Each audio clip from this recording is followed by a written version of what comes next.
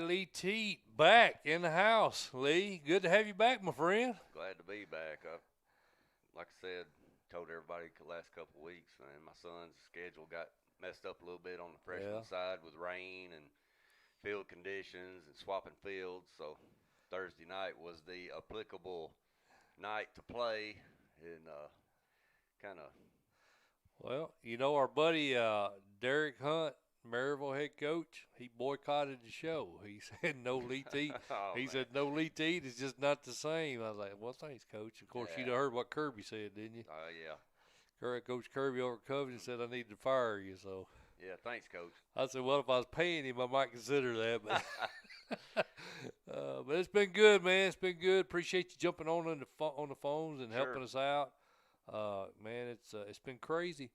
It's been this week, Lee, has probably been the craziest week so far. I mean, I've got, I put the Super 25 out every week, and man, that Super 25 has changed at least 5 times this week. And I'm not going to guarantee you guys. I'm going to tell you up front, there's a possibility we may discuss a game that doesn't even get played because I could, honestly, Lee, I just couldn't hardly keep up with it. Well, it's what do they say, fluid. Yeah. It's a fluid situation week to week. And, it is what it is, but we'll discuss it and move on with it. But I'll tell you what, I was listening. Was it last week you had Coach Fitzgerald on, right? Yeah, I think it was. And he brought up a very good point, that this may come down to not who's necessarily the best team in the playoffs, but who's the healthiest. That's right. And I think we're starting to see that. So I hope all this stuff that's going on right now, maybe it'll work itself out. We don't deal with it during the postseason. Yeah, that'd be good. You're exactly right, Lee. And that's never more true than this year.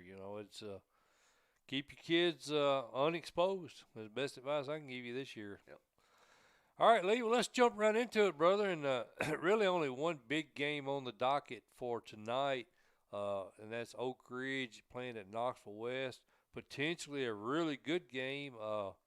In my opinion, probably Joe Gaddis's team not playing as good as I thought they would with a couple of losses, but it was to 2 really good 6A teams. Of course, they lost to Dobbins Bennett, and they lost to Farragut last week. Mm-hmm.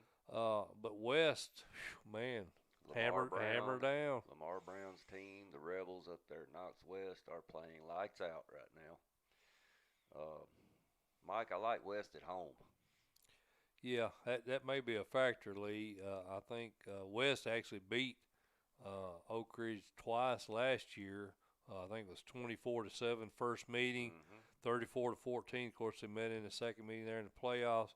Like I said, Oak Ridge lost to Dobbins Bennett. They beat Hardin Valley, beat Campbell County, lost to Farragut, and then on the opposite side of that, West beat Farragut 30-7. Of course, that tells you a whole lot right there. You got a good common opponent right there, and West dominated them, and Oak Ridge lost by 20. So, well, that may tell you all you need to know on this one right there. That's right. I as much as I like Mitchell Gibbons, quarterback at Oak Ridge, and he is putting up some gaudy numbers. Yeah, got a little something to go with him. We got they got to get a little defensively. I think they got to come up a little. Yeah. And Knox West is going to put a lot of pressure on you. Their offense puts a lot of pressure on that defense. So yeah. I like Knox West tonight. And you mentioned Mitchell Gibbons, Lee. He had a big night last week, 341 yards, 3 touchdowns in that loss.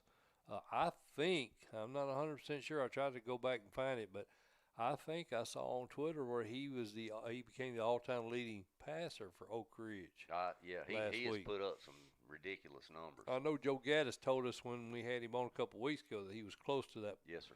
That number. So, he's having a big year, big career for Oak Ridge. But I like West, man. We had them, I think, at number 2 in our preseason poll. And Lamar Brown's team hasn't shown any signs that they don't deserve that ranking. Yes, sir. All right, so we're going West, right? Yes, sir.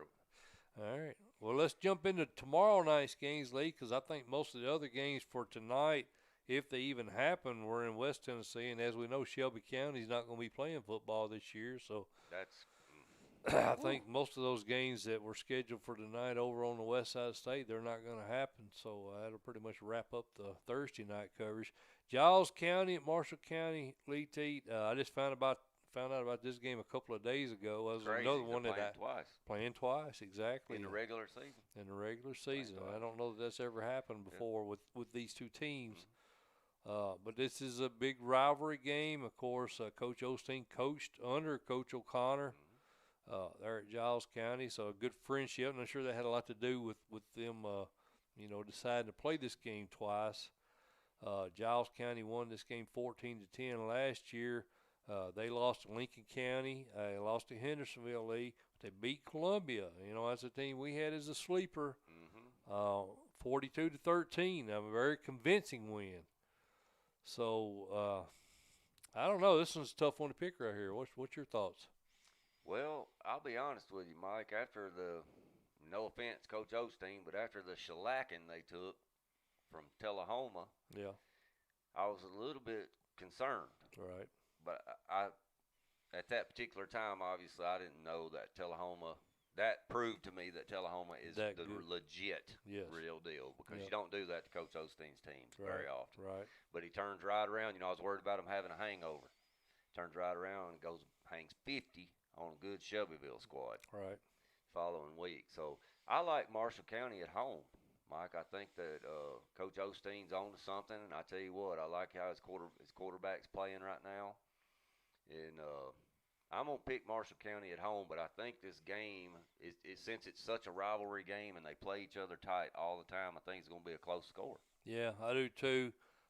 You mentioned Bryson Hammonds, 489 yards, 5 TDs to only 1 pick. That's just in 3 games, Lee. So he's really taking command of that offense. Yes, Key Howard is having a big year for him. Yeah, I was kind of on the fence with this one, but I'm leaning the same direction as you. And we're talking about Marshall County having a big home field advantage, but remember, Lee, the second game this year, the scheduled game, will be at Giles County. That's right. So this game tomorrow night is at Marshall County, and Giles County did beat Marshall County at home last year. That's true. A really good Marshall County team. So I'm 1,000% 50-50 on this game. Well, I think Hammonds has grown up a lot. Yeah, and that may be the difference. McElroy, running back there at Giles County, solid. He's legit. Yep. This is going to be a tough game for Thomas Osteen. I'm going to go with you, Lee Teat. I'm going to go with you because I like Hammonds, and I think his maturity since last year may be the difference. I'm going to go with you, but this game here, in complete honesty, Lee, could go either way. You agree with that, won't you? I think I like home field advantage in this. You like it, even though it didn't help them any last year. You still like it. I do this year. Dang it, Lee. Riverdale at Rockville. The Warriors, 82% of the Friday main event fan base on Twitter at Tennessee Sports like Will Kreisky's team to win this one. They are 40-20 winner over Smyrna last week. Brandon Connard playing real well, 455 yards rushing. They also got Marcus Lloyd, 376 yards rushing, 6 TDs. Ground game looks really good. And, of course, Jameson Holcomb doing a good job doing what he needs to do in the passing game, Lee. Well, I think this year, probably more so than any in the past that we've seen a Coach Kreisky team, he's got the balance. You got to honor the run or the pass with Holcomb behind center. All right. You got to pick your poison against them, And I think he's probably more balanced. I think defensively he's as good as he's ever been there. I like Riverdale in this one pretty big, Mike. Yeah, I do too. Riverdale on the road against Rick Rice's young team. I think they get it done, Lee. I'm going to go with you on that. South Pittsburgh, Lee Teat, traveled to Huntland. Our buddy, as he's affectionately known on Friday main event, Naked Bob. Bob, I forgot about that. If you don't know that story, I'm not even going to bring it up. I'll let Southtowner fill you guys in. I'm looking. Holman likes Rockville. How about that? Looking at our picks here. Lawman likes West.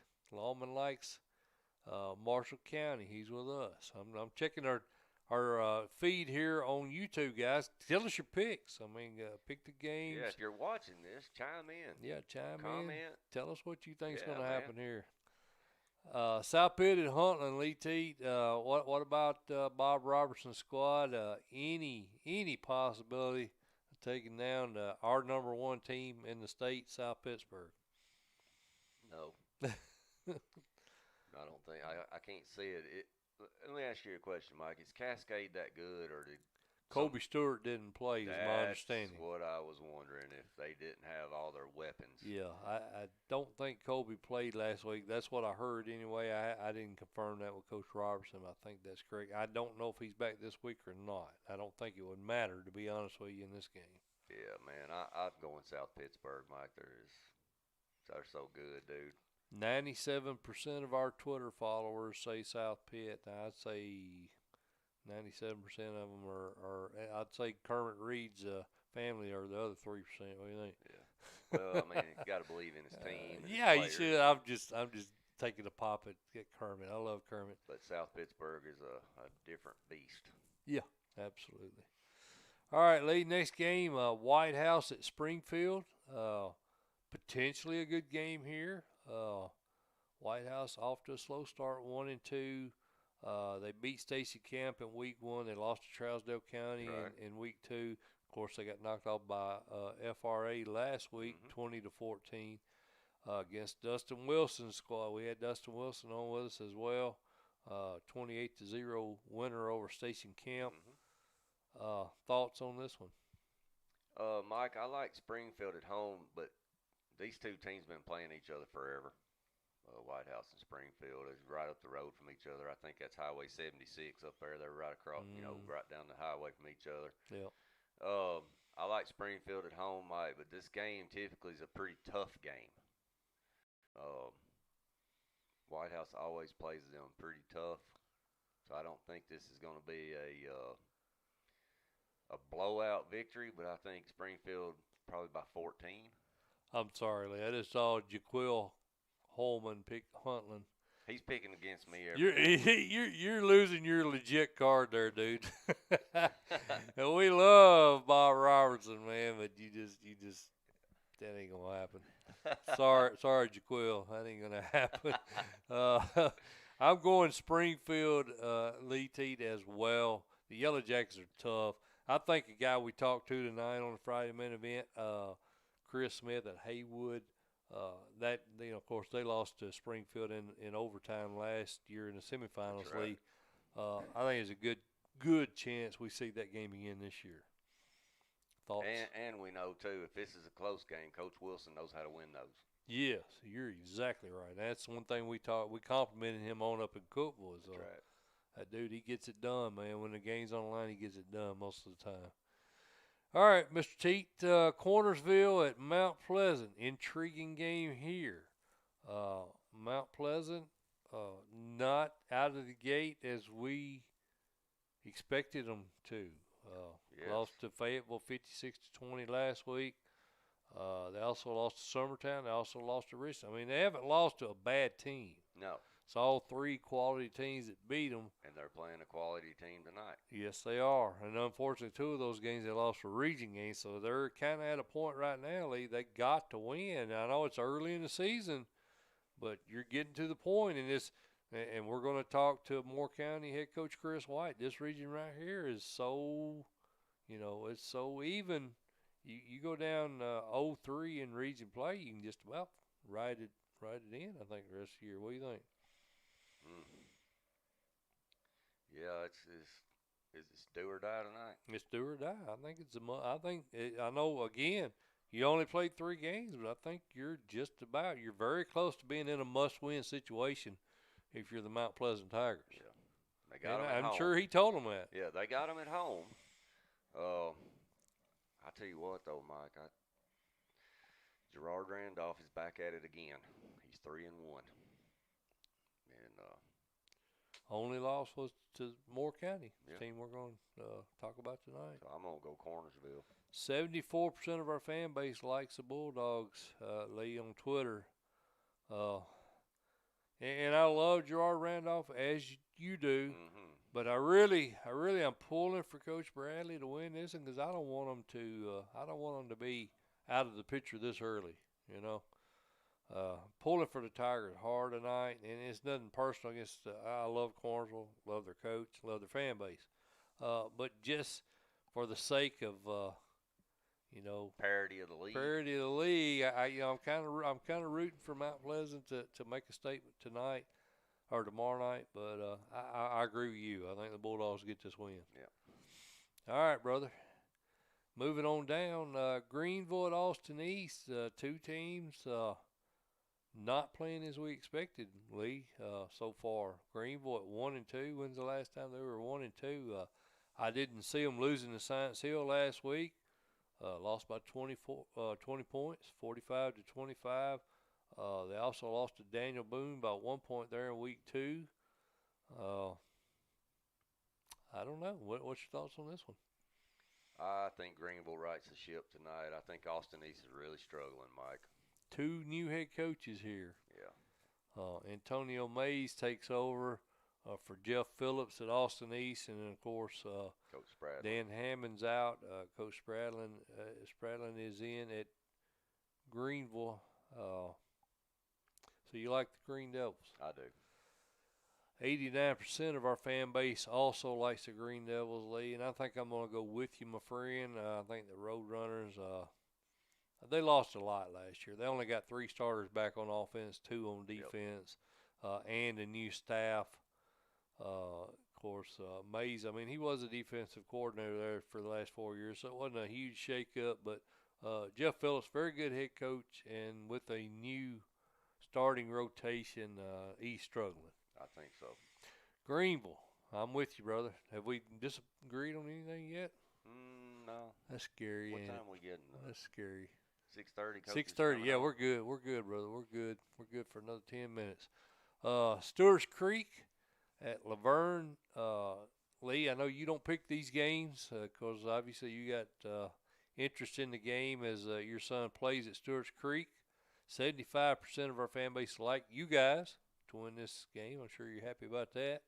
Another game with 2 new head coaches, Coach Caudell there at Stewart's Creek, and of course Mike Woodward comes over to LaVergne. Well, he was there on staff, but he's former head coach at Antioch Brentwood. LaVergne playing pretty good this year, 3-2, 1-0. Lost a close game to Lebanon last week, 45-33. A lot of offensive points. Well, they got a tailback over there at LaVergne, Ray Banner. Yeah. And he's pretty legit. I think last week, even against Lebanon, he put up maybe 100, 150 plus yards. Yeah. They did a good job containing him, and I didn't know that if they could. I actually picked LaVergne in that game. Yeah. But I will tell you, I went Friday night last week and watched Stewart's Creek play Oakland. I think I picked LaVergne in that one too, didn't I? And I was pretty impressed, Mike. Well, they did put 24 up on Oakland. That's Oakland scored on a lot of big plays, which they got big play firepower. Don't get me wrong. That's right. a top 25 team probably in the country. Yep. I don't know there's 25 high school teams in the nation that can beat them. Right. They got that much talent. But I think Stewart's Creek came out and played a very respectable ball game. They were competing every down. And I thought they did about as well as you could. They got 0 returning starters on defense. Wow. All new faces. And that was off a pretty good squad last year. Pretty good squad last year. So I think Coach Caudell is doing a fine job, and I think he had a very respectable performance against Oakland. LaVergne lost to Beach, Lee. That was the other loss besides Lebanon, which that's another really good ball team. That's right. Oh, I forgot you're not picking. I picked Stewart's Creek. All right. Well, good for you. I'll pick Stewart's Creek too. Dead gum. We pick the same team every time. That's definitely not a good sign. We're jinxing the crap out of some teams, I'm sure. Lee, let's head back over to East Tennessee with this pick. And it's an interesting game. This is an interesting game because we kind of thought Gibbs would be a sleeper. Hadn't played as well to date as we thought they would. They beat Morristown East 39-14 last week, Lee. They lost to Knox Halls, and they lost to a really good South Doyle team. Of course, we'll be talking to Coach Duncan. Beat Seymour. Campbell County beat Cott County. They lost to Carter, and they lost to Oak Ridge. Right. 74% of our fan base likes Gibbs to win this game. I'm going to agree with them. I'm still I think Gibbs is a quality squad. I mean, they lost to South Doyle, who's playing lights out. Yeah. And that's a really good club over there Coach Duncan has at South Doyle. So I'm going to go with Coach Turner and the Gibbs Eagles. Well, Campbell County at home, of course, they've got Hunter White back at quarterback. Who's playing pretty good. He had a good season last year. I'm going to go with you, Lee. I'm going to go Gibbs. And the reason why, it's 42-14 Gibbs won this game last year. Campbell County's got a lot more starters back, but Gibbs has got 6 back on both sides of the ball. So we're kind of seeing basically the same 2 teams playing again this year. And I don't see a team overcoming, almost 30 points. So I'm going to go Gibbs also. Eagles.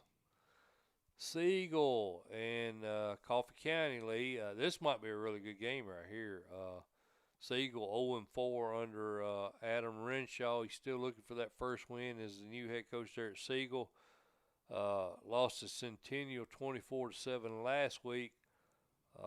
Coffee County actually won this game last year, Lee, 42-36 in a shootout. Siegel's lost to Franklin. They've lost to. That's a region ball game. But I think Coach Renshaw needs a win. He got to get a win. Our YouTube guys like Coffee County. I'm going to go with Siegel. You going Siegel? Yes, sir. I'm going to go Siegel. I was hoping you were going to go Coffee County. I was hoping we was going to split on that one. I'm going Siegel. 59% of our fan base likes Siegel. Our boys on YouTube, Holman and Lawman, Coffee County. They like Coffee County, and they may be right. That might be a good sign. Me and you both picking a coin flip to go to the other side, and that's basically what I think this game is a coin flip. Yep. But one team is going to get the first region win tonight. That's the big thing. That's right. It's an important game. It's a very important game, exactly. So both teams at 0-1 in the region, so they need a region win. And I'm agreeing with you. I think Adam Renshaw gets his first win as a head coach tonight or tomorrow night. Cookeville at Oakland, Lee Teat, and you just talked about that Oakland team with so many weapons. I think you said Victor Stevenson had a big game last week, didn't he? I think he had a 99-yard kickoff return. And if I'm not mistaken, Mike, I may be wrong on this, but I'm pretty sure over the last year and how many weeks we're in right now, 5th week, over a year and 5 weeks, I don't even know nationally if anybody's got more return yards than Victor Stevenson in the kicking game. That's a good point because he's got a chance to, I would not kick him the ball. Yeah. Because he does punts and kickoffs, doesn't he? Very explosive. He reads the field very well, and if he gets one step, he's dangerous.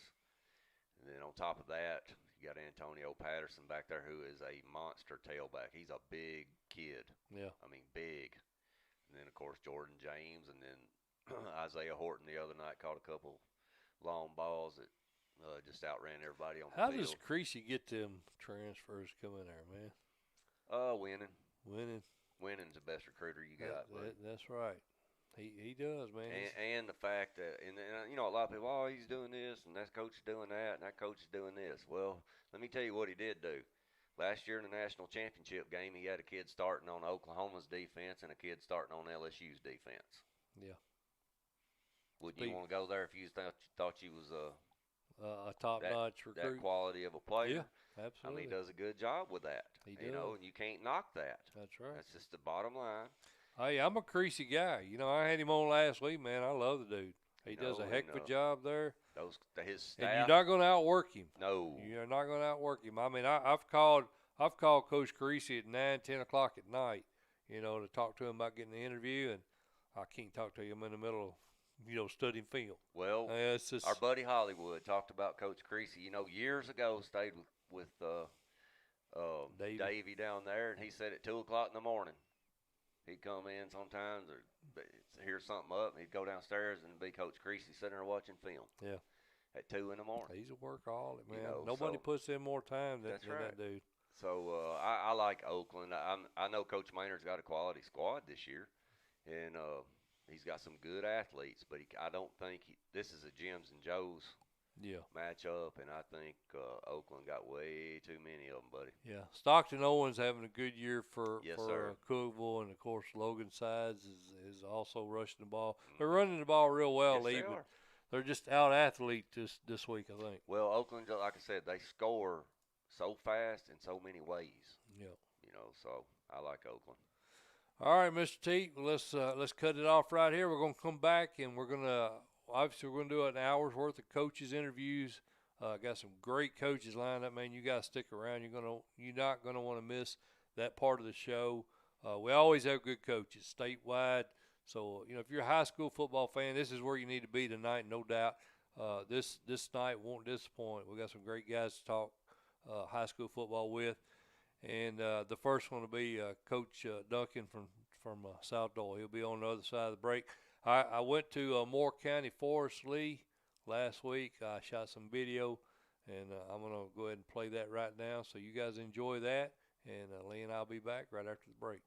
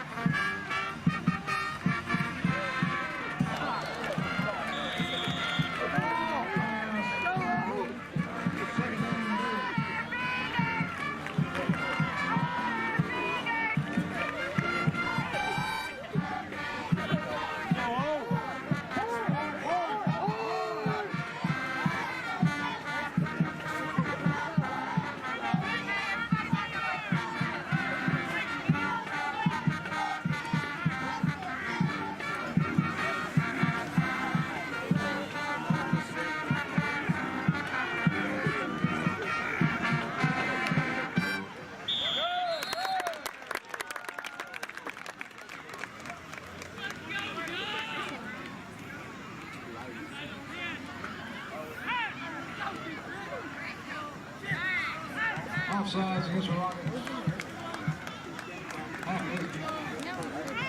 Second and goal for the Rockets. Pause, you be ready. You alert. Pause, you alert.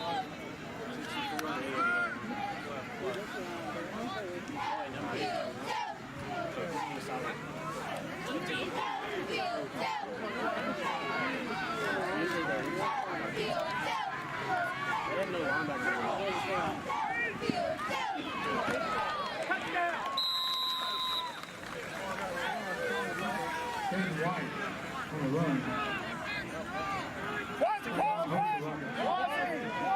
Third down.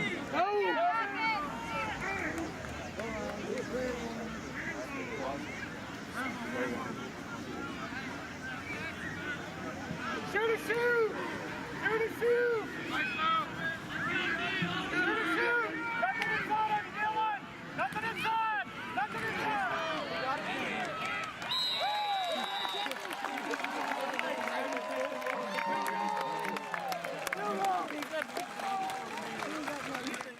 All right, Lee Teat, we are back. Hope you guys enjoyed that Moore County video. I like to show that video, Lee. Those kids need all the exposure they can get, don't they? Sure, man. Absolutely. Well, we've been picking games, folks, and Lee and I we're sometimes we're good at it, sometimes not so good. But we got about 10 games picked. We're going to roll into the coaching portion of the show. As always, we bring you great coaches, and we've got one of my favorite coaches on with us right now. We've got Clark Duncan from South Doyle on with us. Coach, how you doing, buddy? Trey, I'm doing great, man. I appreciate you guys having us on. Well, Coach, it's been a crazy season so far. There's been a lot of teams that's been affected by this COVID virus. Not necessarily having to cancel games, but I've talked to a lot of coaches so far this year. They've lost starters, for multiple games. It's just been unprecedented times for us. Have you been pretty fortunate? Have you had to lose any starters? What's the situation over there? The only impact we've had is we lost our offensive staff the first week and a half of fall practice. Oh. They were in a meeting, very questionable. Where I don't want to get into it, but I'm really disappointed in the way that they traced it and what they did because of how it happened. But it is what it is, and so we end up with 5 negative coaches testing negative, and we're not around each other. But anyway, it's a long story, a little more to it. But we lost those 5 for the first week and a half, so our defensive staff became the offensive staff. So it did not affect me. So I got, I spent 3 hours a day coaching both sides of the ball, and it really wore us out. But it was good. We've all coached it all before. So yeah. But we've not had any players to be involved in it, and we've not played anyone that has. It's around us. Tonight, not tonight, excuse me, Saturday night, Powell and Central are going to play because they both lost games from Seymour and from Halls. So are you going to watch that one? I'm sorry. Are you going to go watch that one? Well, it's going to televise, so I'll watch it on TV. Oh, okay, I got you. I'll sit in my recliner and I'll watch it. There you go. We do play Powell or Central week 9, and then Powell week 10, yes, or sir. 10 and 11. Yes, sir. But only Central being in our district, though. Right. Well, Coach, you guys have played really well so far. You got 3 wins over some quality opponents. Latest being a real solid, I thought, Anderson County team. Yeah, I'm telling you right now, when they got off the bus, I was a little scared myself. Man, they're huge. They look like a college team. They got a tailback as big as most any NFL running back. I mean, it's huge. But and well coached. We've got a great relationship with Anderson County. David Gillum and his staff do a great job. And it was a war. Now, they hit us in the mouth early on, and we didn't really respond to it. And they got a couple of quick touchdowns, but then our kids decided they're going to play, and we hung in there, played great defense, shut them out in the second half, and found a running game that was really pretty special Friday night, and allowed us to go ahead and win there late in the game. So it was a quality win. I've said it all along. I believe that Anderson County will play Elizabethton for who to go to play in the state championship game, and there's no doubt it. And so we feel good that it was a very quality opponent. Yes, sir. Well, and when you pick up those kind of wins right there, Coach, I'm sure you would agree with me. I think that helps you going forward, especially when you get into the postseason, when you get into a struggle type game and you're able to pull it out and bow up per se. Absolutely. We talk all the time about adversity, and adversity strikes at all times throughout the game. Sometimes it's big, sometimes it's small, but how do you handle it? And so we even in practice try to simulate some adversity situations. So because again, we're backed up, we're down, and how are we going to respond? And so it does help you to believe that if you do continue with the strong faith and believe that we're good enough and go perform, that it's 4 quarters. It's That's not right. 2 quarters, not 3 quarters. It's you got to play them all, and so I do feel like that it will help us down the road. Well, Coach, you guys jump back into region play. I think tomorrow night, Sevier County comes to your place. The Smoky Bears appear to be playing better this year. How did they look on film this week? Well, they're 2-1. Lost to a really good Central team last week or 2 weeks ago. They were off this week, so I gave them a little extra time to prepare. But they're a really good football team. Their quarterback is special. He throws it all over the yard, and he can run as well. And they'll run it some just to try to keep you honest, but they want to throw it. So they're going to go 3 or 4 and 5 wide at times, and and just spread it out, and a lot of screen game, and try to lure you up and get over top. But we're excited about it. We've got them at our place, and our kids are excited about where we're at, and knowing that it's back into region play and how Right. important it is. Not just that it's a region game, but it's we're looking at seeding in the playoffs, and we Yes. want to be. We're defending region champions. We want to be that. We want to be a number one seed. Yes, absolutely. Well, Do Coach, that. you was talking about a quarterback there for Sevier County, but you got a quarterback yourself there, Nick Martin. Yeah. a junior. Yeah, boy, I tell you, yeah. Nick is really doing great for us. He's a junior. He's 6'3" plus, 190 pounds, and he's really grown. Last year he got thrown into the fire Yes, sir. in week 3. We had a great quarterback that broke his ankle, and Nick jumped in and had a really good year. But he had a great off season. He's prepared himself, and he is a commander on the field. He throws it exceptionally, understands the offense, and we're just thankful he's on our team because he is special. Molder and Lee Teat, joined by Clark Duncan, head coach of South Doyle. Sorry, Coach, I was swapping screens here. I put normally I'll have a screen up where I put a picture of you guys because I don't have it, the word. So I got a picture of you on the screen now. Hey, Coach, you've had 5 different kids this year that's touched the ball, carried the ball at Right. least 14 or 15 times. Yep. You're blessed in the backfield. Yeah. I tell you, we are special there. I tell you what happened. We week 2 we lost in week 2. We put the ball on the ground 6 times in the red zone. We found that we needed to make some changes in a couple of areas, and we moved a couple of kids from we moved a receiver. The biggest thing we did, we moved a receiver, Sean Gary, from Yes, to tailback. He will be our featured tailback for the remainder of the season. This kid is phenomenal. He did things on Friday night, the ball in his hands, that I saw glimpses of last year in Elijah Young. Now, I'm not saying he's Elijah. Wow. Not now. He's fast. Hey, just mentioning those two in the same sentence is pretty impressive. Yeah, exactly. That's what I'm saying. I really believe he has that kind of blood in him, Yeah. And we got another kid too. When Terrell Brown, big stud for his tight end, played some running back for us as well last week, or last 2 weeks. Waiting on. We have another kid that's been banged up a little bit. We'll get him back. His name is Twan Owens. Okay. He's just a sophomore, but he is the real deal. So once we get him completely healed up and Terrell's back at tight end full time, I think we're going to be a much more potent offense. Well, I'll tell you what, Coach. You guys have really you faced 4 potent offenses. I think you haven't even surrendered more than 21 points a game. You held Grace Christian, a very offensive-oriented team, 22 points below their season average. Right. Anderson County, again, 16 points below their average.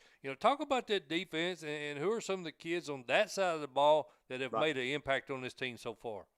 Well, we knew coming into the season that we had to play good defense because we were a veteran defensive team returning. Okay. We've got probably the best linebacking core that I've ever been around. And this starts with Noah Myers. Noah Myers is 6'2", 230, Mike linebacker. He's just a stud.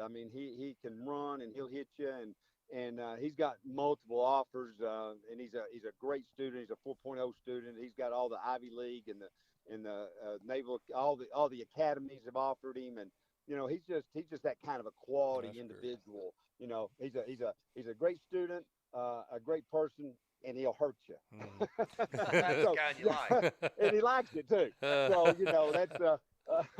But you like those kind of men, in your program. But he and Curtis Young is another one, another inside linebacker that's Elijah's little brother, but really should call him his younger brother because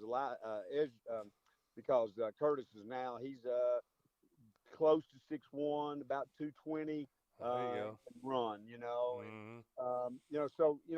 and then of course Terrell Brown plays defensive end, and Levi Harrell plays the other defensive end.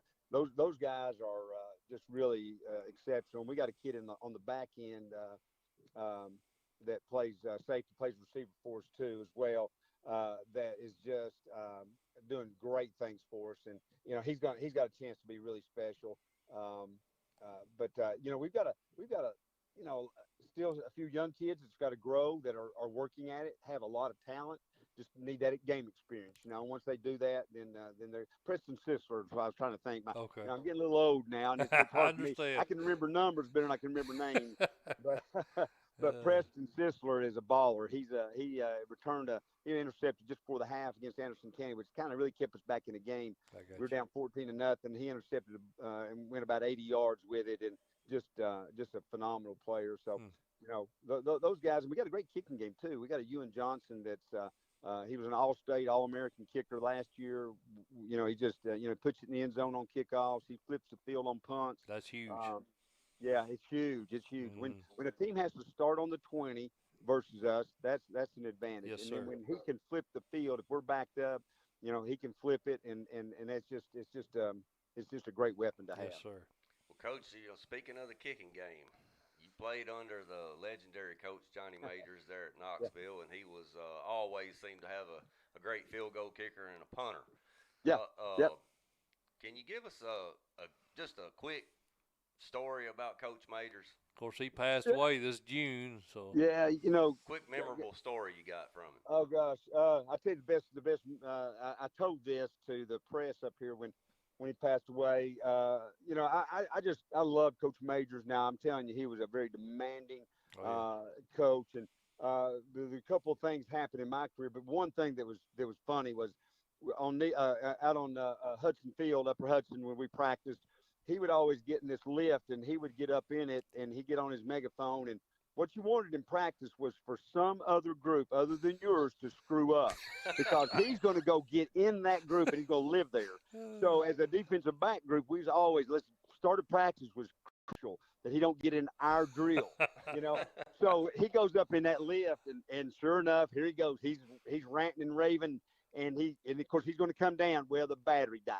He couldn't get it to start.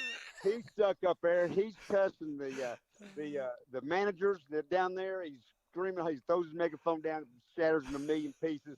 He's up there for about 30 minutes. Now, we weren't laughing. Now, we were watching. Well, you weren't laughing. You just wasn't doing it out loud. Right. I wasn't laughing out loud. I'm thinking, gosh, just let him stay up there, That is hilarious. But, I saw Coach Majors back in late not many years ago. Wasn't many years. It was in the mid 2000, around 2000. Might have been 9, 10, somewhere around there. And I ran into him. He spoke at a clinic as a guest speaker, and I had been coaching for all my 40 years, and I'm thinking, okay, I've developed my own coaching style, my own philosophies. And that guy starts talking, and I'm thinking, gosh, that's me. That's what I believe in. That's what I teach. That's what I have taught for years. Mm-hmm. And I'm thinking, he just installed it in me. Yep. And so I had the opportunity after that to sit down and talk to him. And I don't know how much it meant to him, but I know it meant the world to me to be able to tell Coach Majors what he has done for me professionally. And I could call him. I could go over to his office, which I did many a time when I was coaching at Powell and he was at UT. Mm. We had a special relationship, but he had a relationship with all of his players. That guy had a better memory than anybody I've ever known in my I've life. heard that from a lot of people. Oh my gosh, we could go to a reunion, and he's going to tell everybody in that reunion something special about them that they did in a game, in a certain play. I mean, it was phenomenal, remarkable what he could do with his mind. That's good stuff, man. I'm glad Lee asked you about that. That's good stuff. Yeah. Miss him already. We miss him a lot. He was a good one. Yeah. Well, Coach, we appreciate you jumping on with you, my friend. Hopefully we can call you again. We always love talking to you. And good luck to you guys, man. We think you got a good ball team up there. Well, we really think we got a chance to get to Cookeville. If we can stay healthy and yes, sir, and play hard, we got as good a chance as anybody in our league. So we're excited about it, and we'll see what happens. Well, we'll be following you, my friend, and good luck to you. Thank you, guys. Appreciate you. Thank you, Coach. See you. Bye. I love that. Coach Duncan. I love that kind of stuff right there. Man, that's why I do this right here. Man, you know what? We're going to call him again sometime. We're just going to talk about UT football. You know what? He's getting better in the backfield. Yeah. That's bad. That's scary, ain't it? That's scary, ain't it? I mean, he's gaining another player. Yeah. That's been banged up, and he's already. Ooh. Lee, we went over. We went over, my friend. Yeah. What are we? We're right on time. No, we're supposed to have Coach White on right now. Yeah, we How about we put Coach White's team on right now? That'll work, won't it? Sure. All right, we'll put a little bit of Forest offense on. We'll be back right after this. Mike Molder, Lee Teat, Friday main event. We'll catch you guys in just a minute.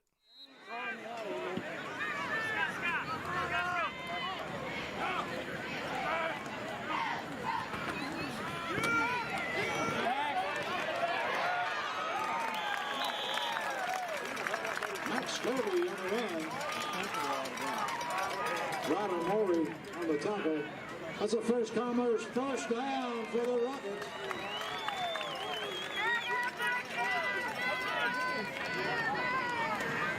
First down, 10, down at the 34-yard line.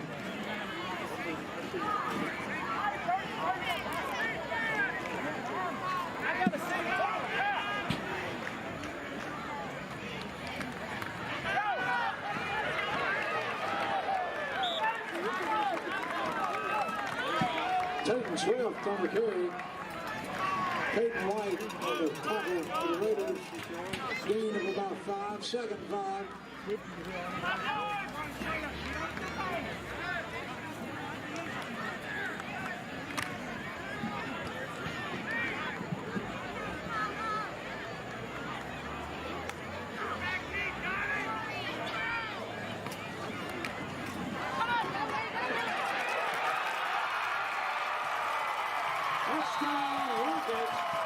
Kris Davis.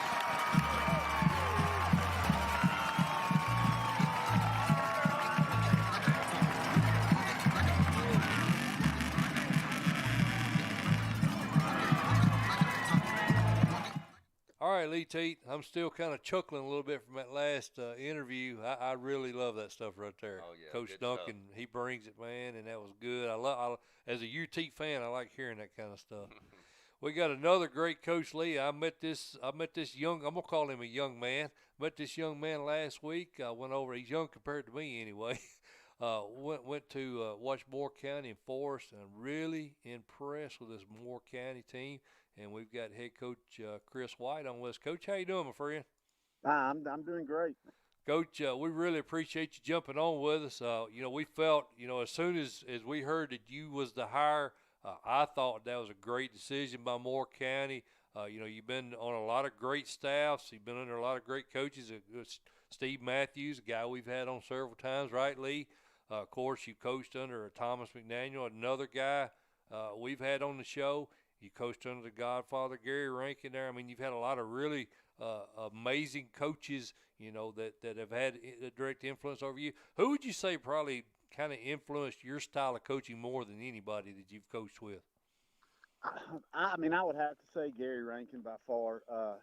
Playing for him at Riverdale when he first got there in the early 90s, and then having the opportunity to go back and coach with him, 10 years later. To see how he changed, through the times, right. How he dealt, with different issues that how really he's just, he evolved, with kids. He by far has probably had the most influence on me in my coaching career. Well, Coach White, I didn't know you were over there with that you played under Coach Rankin over there at Riverdale. Did you play for Coach Maynard as well? Oh, yes, sir. I was actually a freshman when Gary got the job in January. And then, he brought Jimmy Maynard in with him. Yeah. Ron Crawford was already on staff there. He brought Mike Matthews on staff with him. He surrounded himself with good coaches. And of course Jimmy Maynard. He's a great coach in his own right. Yeah. Right. But Jimmy was my defensive coordinator for 3 years. Right. I thought so. That's why I was asking. But let's get back to your football stuff here, man. Coach White, how big of an adjustment was it? Because you've been at huge programs, man. Riverdale, Oakland, Catholic. How big of an adjustment is it to take on the small town environment in Lynchburg? I guess I was fortunate. I coached here in 2007, left Riverdale. Gary left in 06, stayed for a year, then came in 07, and actually lived in Lynchburg. So I knew what the environment was like. Okay. So, I knew, the small town feel of football and how much, how important it was to the people here in Moore County. Right. So as far as, adjusting, numbers wise, it's different. We've been fortunate that we've got 44 kids out right now, and they hadn't had that many out. So practice has been just like we've practiced at other places. We're able to do, inside team. Mm-hmm. We hadn't had to adjust any of that. So I really hadn't changed a lot. Now, a lot of kids, have to go both ways here. And, Right. Oh, yeah. that's a little bit different. So, that's really the biggest adjustment, or knowing kids are going both ways and trying to rotate them in and out in key situations. That's really been the biggest adjustment. Right. Well, Coach, meeting you for the first time last week, I really didn't know what to expect out of this Raider squad. Lee and I kind of had them as a sleeper in region this year, so, I had kind of high expectations for you guys. But what I noticed, you forced some early turnovers against a pretty solid Forest squad. You never really lost control of that game all the way through. Have you been pretty satisfied with the production of this team so far? Yes and no. I wasn't satisfied with the first half we played last week. We were up 21-7, and you were there and saw it. I thought it should have been 28 or 35-7. With the amount of turnovers we had some missed opportunities on offense to cash in on some plays, and didn't execute well enough. But that was by far the best second half we played all year, as far as coming back out and scoring like we did early. We hadn't really been able to do that, and I was pleased with that part of it in the second half. Right. Well, Coach, you got a solid quarterback down there, and your senior, Kyler Parker. He's approaching 900 yards this year, all-purpose yards, passing and rushing. Thrown 8 TDs without a pick. Me looking at it statistically, I'd evaluate his performance as pretty doggone good, but I want to hear what your evaluation of his performance is this year so far. So far he's been great for us. He's an extremely, good runner. And he throws the ball well. But and he'll tell you, and I'll tell you that, he's missed some throws that, would probably put him over the 800-yard throwing mark, if he would hit them, and he knows that. He'll come in if I'm there to get something out of the locker room on the weekend, say, Coach, I should have done this, so he's a student of the game, and that's, he's doing that because he doesn't want to make mistakes. And sometimes, it's okay to make a mistake, if you're trying to make that play. But, no interceptions is big for us. To rate his play, he's been excellent so far. Right. I'd agree with you. I've known his parents for a long time. He comes from good stock, no doubt. Molder and Lee Teat speaking with Moore County head coach Kris White here on the Friday main event. Coach, another kid I was very impressed with was Tyler Smith. He's very tough runner with the ball, pound for pound. He may be one of the best backs in the mid-state at the 1A level. How impressed have you been with his play so far? I've been real impressed with him, and I've probably been more impressed with him on defense. Yeah. Probably because, last year, he rested on defense. Mm-hmm.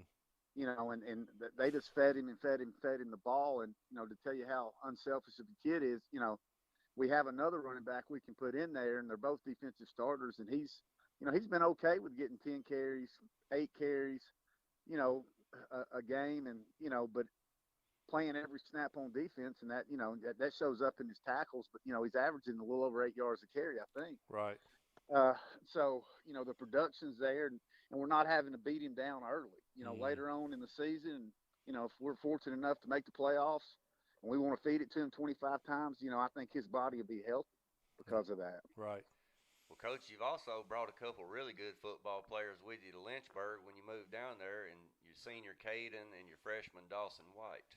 How special is it for you as a father to get the opportunity to coach your own sons? It's real special.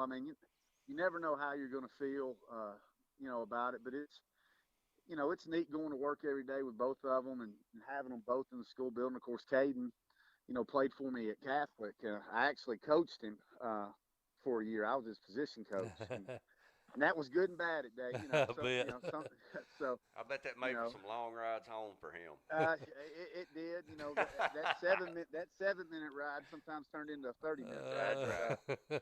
But no, it's been. Lee's got a freshman son right now, so he's speaking from experience.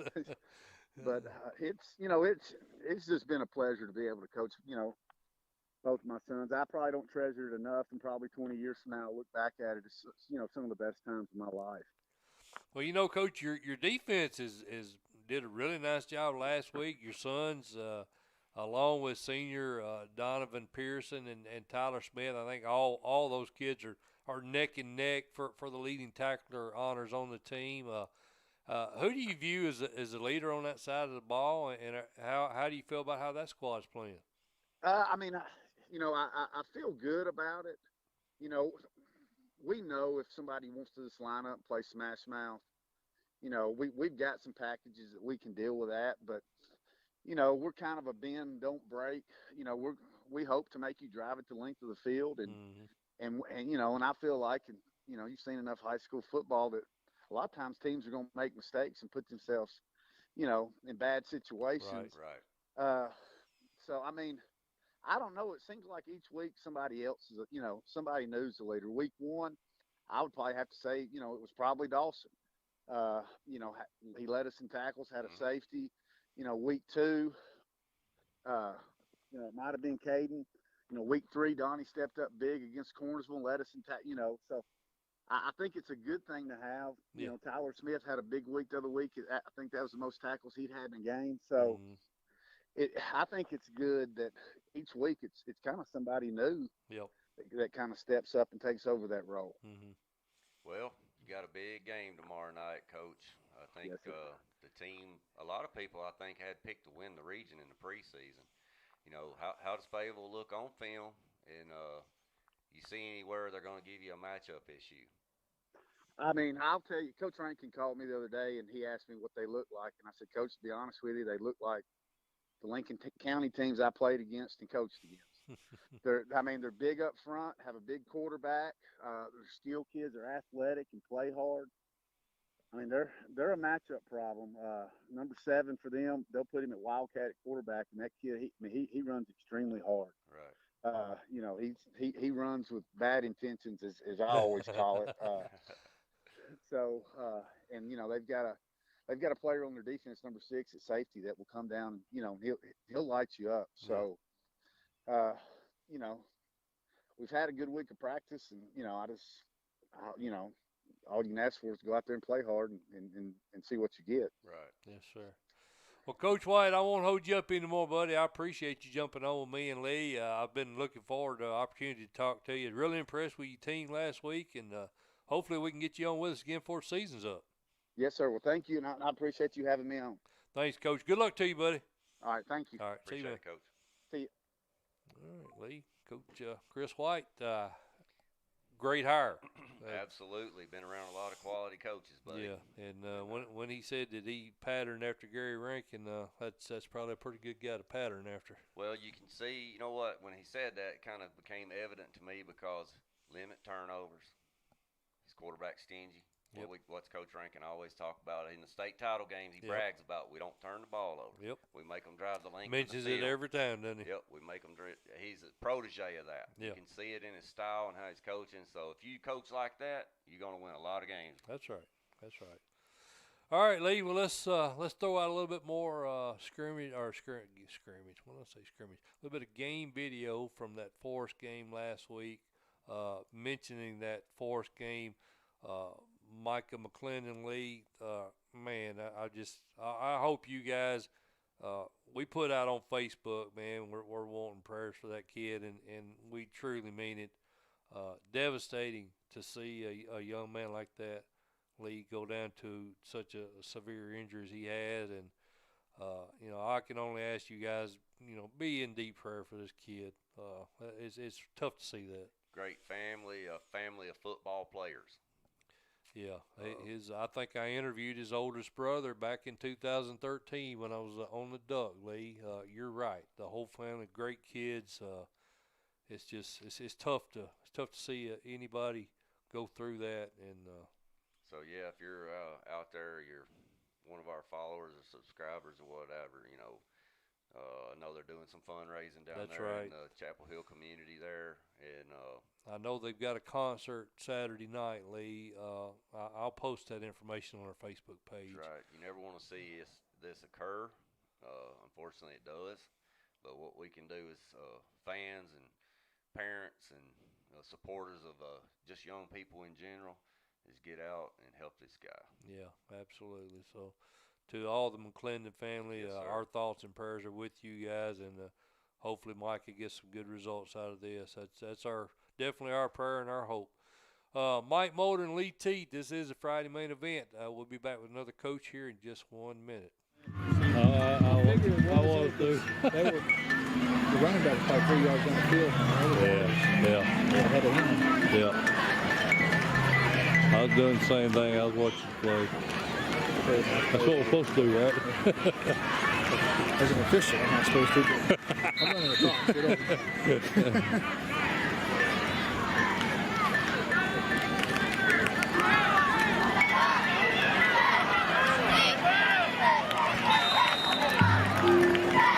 Thomas Smith on the run. Noah Hill and on the tackle for the Rockets. Second and about 8.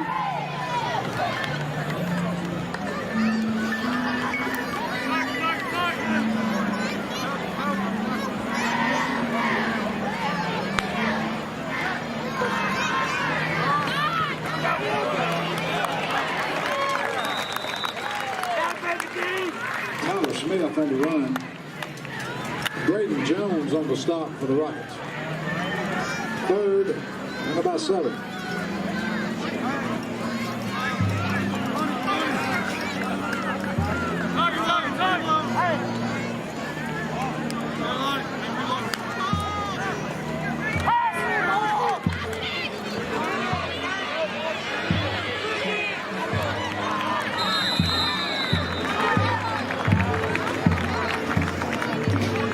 Parker on the run for Moore County. Hayden Freeman on the stop.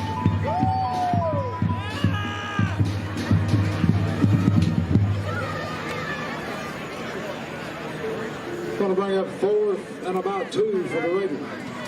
Let's go, Raiders!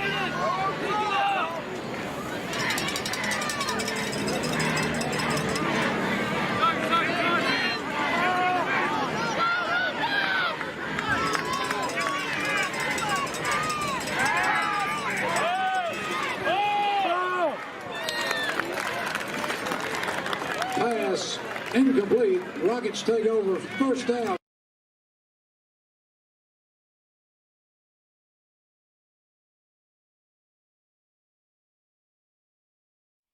All right, Lee. Unfortunately, Coach Perry, I hadn't even been able to get in touch with him. He may be tied up in a team meeting or something. I have no doubt when he sees a missed call, he'll call us back. What we'll do, Lee, is we'll go ahead and jump back into our game picking, and if he does not call us back at 7:30, we'll jump back and try to call him again. But he's never not responded when we called him, so I'm sure he's got something going on, no doubt. Where was we at, Lee? Cookeville, Oakland. That's the last game we picked. Yes, sir. Next game on the docket is Trousdale County at Westmoreland, Lee. And we talked to Coach Satterfield in the spring, and he said potentially they go, what did he say, 0-3? Yeah, he thought there was a good possibility, you know, depending on how the ball bounced. He may start the year 0-3, but not so fast. Not so fast. They are 2-2. Of course, they did beat. They lost to Friendship Christian to start the year, right? Right. And then lost to Watertown, beat White House, and then they beat Gordonsville last week. Gordonsville played a good game, 28-20. That's kind of a rivalry game, is it not? You're kind of from that area. Yeah, I mean that's a big. They played a bunch of times over the years, and I guess Gordonsville's main rival is Smith County, is it not? yeah, it's crosstown rivalry. Yeah, but yeah. I think in the smaller classifications, I would think Trousdale and Gordonsville's been a good matchup over the years. Yeah. Gordonsville played them solid, but I think Coach Satterfield is starting to get his feet under him. His team is starting to get their feet under them. 92% of our fan base like the Yellow Jackets to win this one, Lee Teat. Westmoreland is 1-2, but they've played good. They lost to a really good Livingston Academy team. Also lost to Micah County, which beat Smith County. So I think the 1-2 record is not indicative of how good the squad is. I think they're better than that. What do you think? Well, like you said, they lost to Livingston Academy. It's a 4A squad. Macon County, or it's a 4A or a 3A. 3A, I think, yeah. Yeah, and Coach Perry's team's always going to be physical. Westmoreland, tough place to play too. But I like Trousdale County to go on the road to Westmoreland and get it done. I think Coach Satterfield shows out this week. I think it's going to get ugly. Really? Yeah, I think so. I think maybe 20 points, 21 points. You don't think so? I think 14. I think it's ugly. I'm going to disagree with you, my friend. Mount Juliet at Wilson Central. We're going to have Trey Perry on. Hopefully, we'll still have him on. Golden Bears, 89% of our fan base like them to win. It's kind of a rivalry game here. Lee, we actually attended this game last year, if you'll remember. Wilson Central, so far, lost to Springfield, lost to BGA. They did beat Rossview, and, of course, they beat Kenwood 42-19 last week. Mount Juliet on the flip side, undefeated, beat a really good Gallatin team, 31-10. And that score don't even tell it, Lee, because they were just totally dominated that game. I think it was 3-3 at halftime, I believe.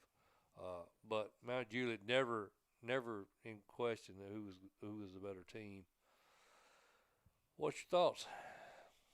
I like Mount Juliet. I think Coach Perry has a legit opportunity to make quarterfinal run, and if any team in the state can line up against Oakland schematically, they're not going to line up player for player. He's played them closer than anybody the last 2 years. Schematically, I think Coach Perry understands Coach Creasy.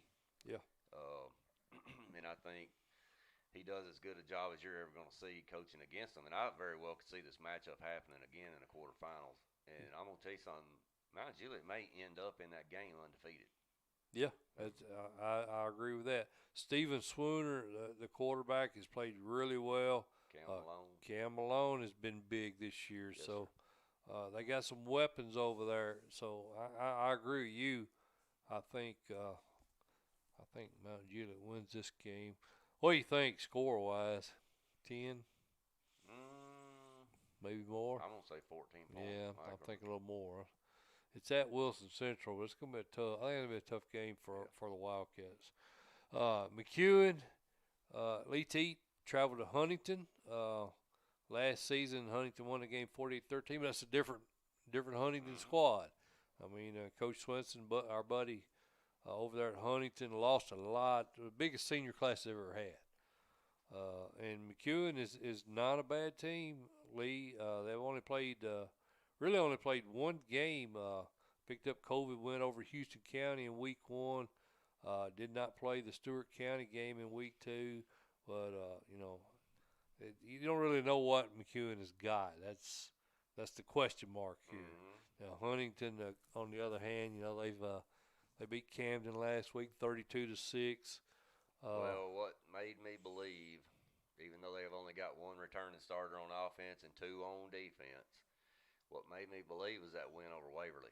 Yeah, beat Waverly, beat Brewston. So they got some more games under their belt. Right, and I'll tell you what, man. Coach Swenson, he's running that wing tee, and I think he's on to something. His coaching style and how those kids respond to him down there. Yeah.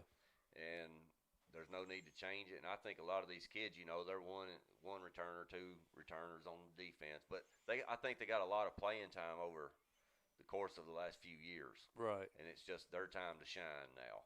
And I think it's starting to show up. 3-1. Yeah. I like Huntington, man, in this game. I do too. I think Isaac Carter would have to have a huge game for the Warriors if they got any shot at all on this one, Lee. They were the only other team in Region 6 last year that Despite the fact that they lost huge to Huntington, the remaining region opponents, McEwen just blew them out. That's correct. If there's any team I think that can give Huntington a game, it would be McEwen. But I don't think they're going to get it done. I like Huntington to win this game. Gatlinburg Pittman, our buddy Derek Ring, Lee, 3-1 start for those guys. They took a COVID win over Hampton in week 1. They beat Northview Academy 37-0 in week 3. Of course, they beat Cock County 29-7 last week. So they're 3-1, 1-0 in region play, and they take on region opponent Scott. The Highlanders are 2-2, 0-1. They got beat by Granger last week. They beat Cumberland County, and they got a COVID win over a team out of Kentucky. They were shut out by Alcoa 38-0 in week 3.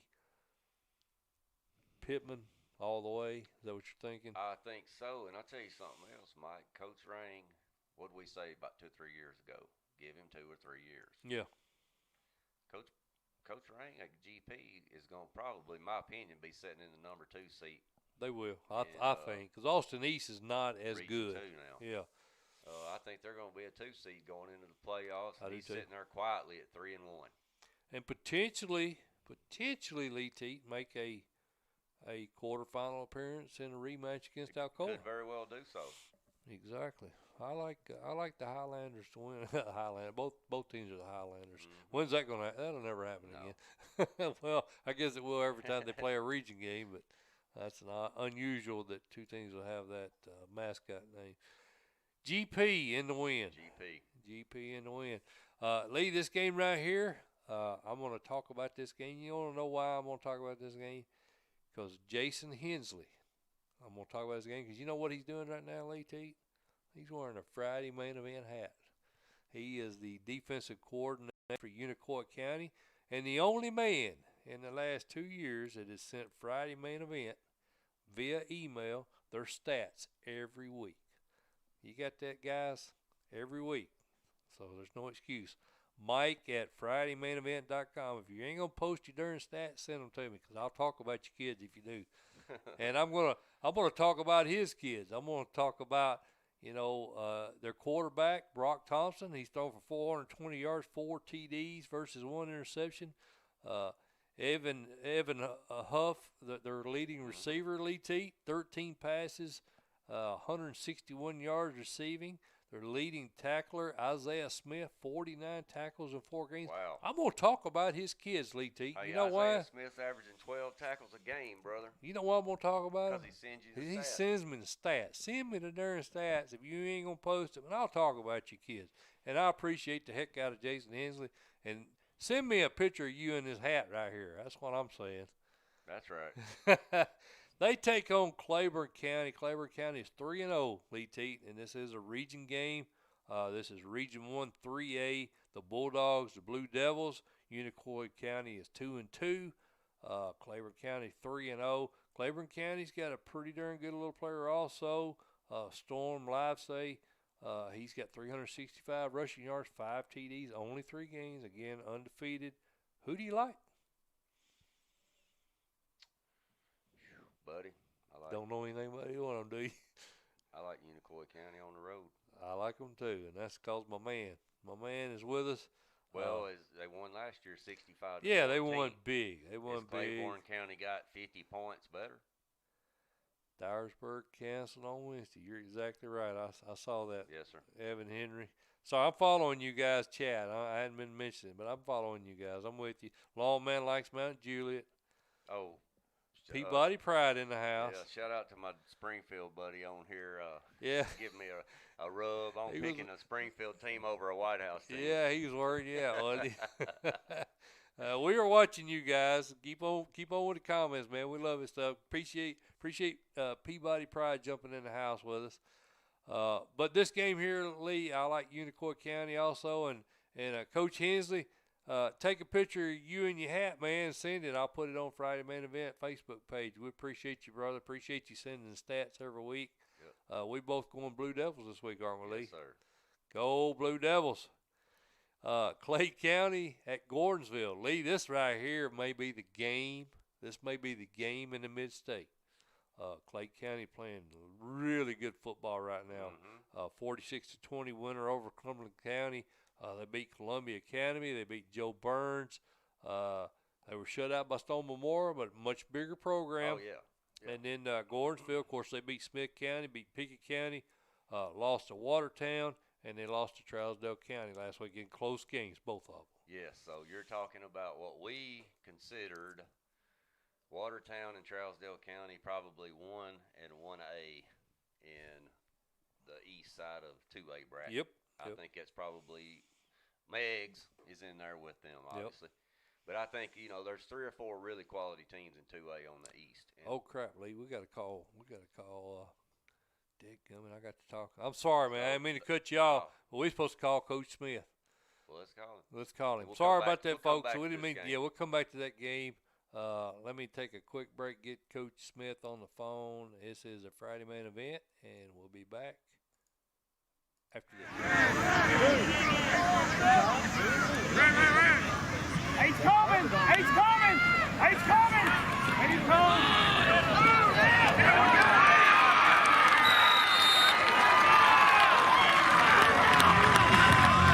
Thomas Smith on the run for the Raiders. Noah Hill is on the stop. Third and about 9 yards.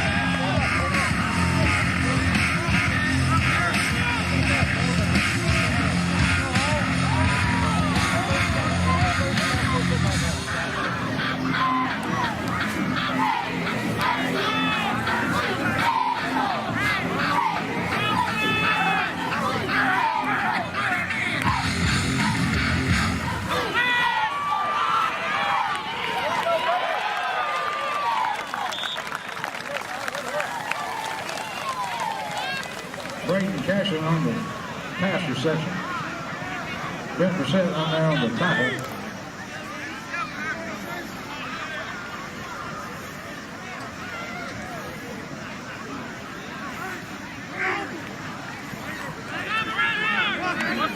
Fourth down.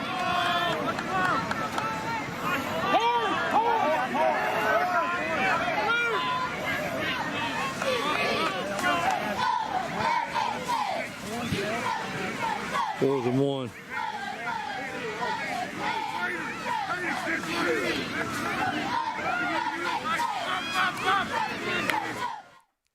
All right, Lee, we are back. My apologies, man. We kind of got sidetracked there. Trey Perry, it's all your darn fault, Coach. he got us all out of whack, didn't he? We got to talking games, and I forgot I was supposed to call a really good coach over in West Tennessee, a coach at Lee Teat. My partner's always bragging on. Of course, we're talking about Kris White, head coach at Haywood. Coach, how you doing, my friend? I'm doing pretty good. Just sitting at the house and enjoying a night, and looking forward to the interview. Absolutely. Well, Coach, it's been a crazy year. With all this COVID stuff going on, we found out we found out yesterday, Dyersburg was forced to cancel you guys tomorrow night. I think that's the third COVID-related cancellation you guys have had. And, of course, you were able to replace, I think, Jackson Northside with Covington, our buddy Coach J.R. Kirby. How tough is it for you as a coach, to come in and tell your kids, you do all this preparing, and then all of a sudden the game gets canceled? How tough has that been on you guys?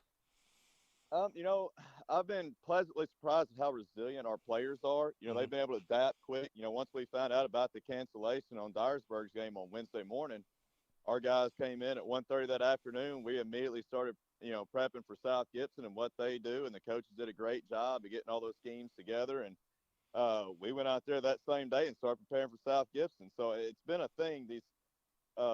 The adaptability of these players, they've learned to be very tough and adaptable in the course of the 2020 COVID season, and I've been impressed with them. Well, Coach, it is unfortunate that you guys have had to miss some games.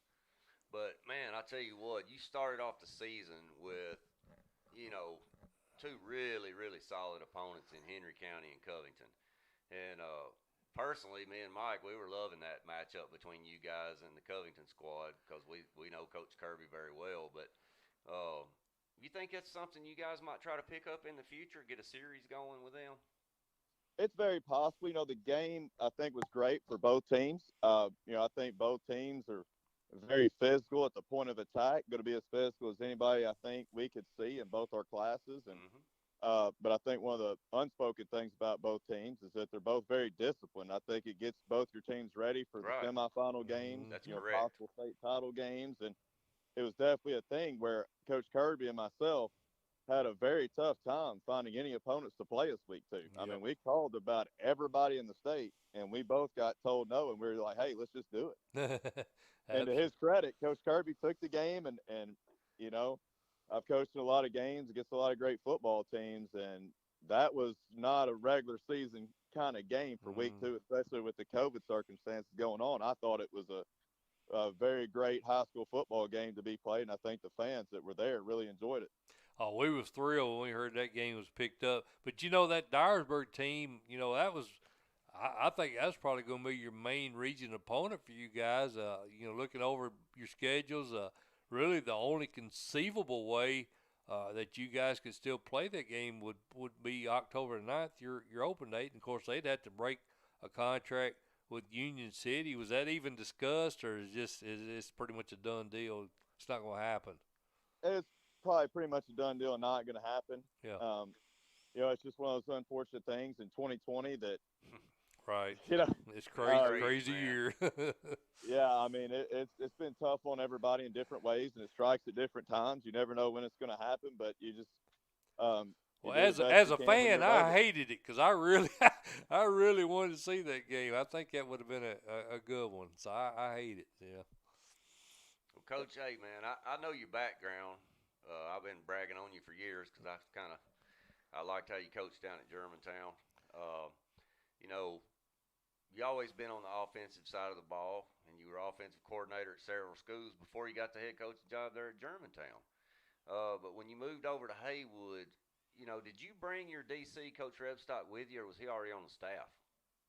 Yes, I brought him with me. Okay. He was actually with me. He got started at Blytheville High School when I was over there, and when I got the Germantown job, he, you know, to his credit, immediately followed me down there, believed in what I was doing and what I was selling as a program. And so he started off as receivers coach, and then he's been a guy who switched over to defense. He's done a great job for me for years, and you know, he came along with me and been a great addition to my staff. And he's coaching some big time games as well, and that definitely helps speed up the process at Haywood County for us getting things where we wanted to much quicker than normal. When you have guys that know your terminology, know your language, right, know how you do things, it helps you set the culture much faster when you have guys that know what you're trying to accomplish, for sure.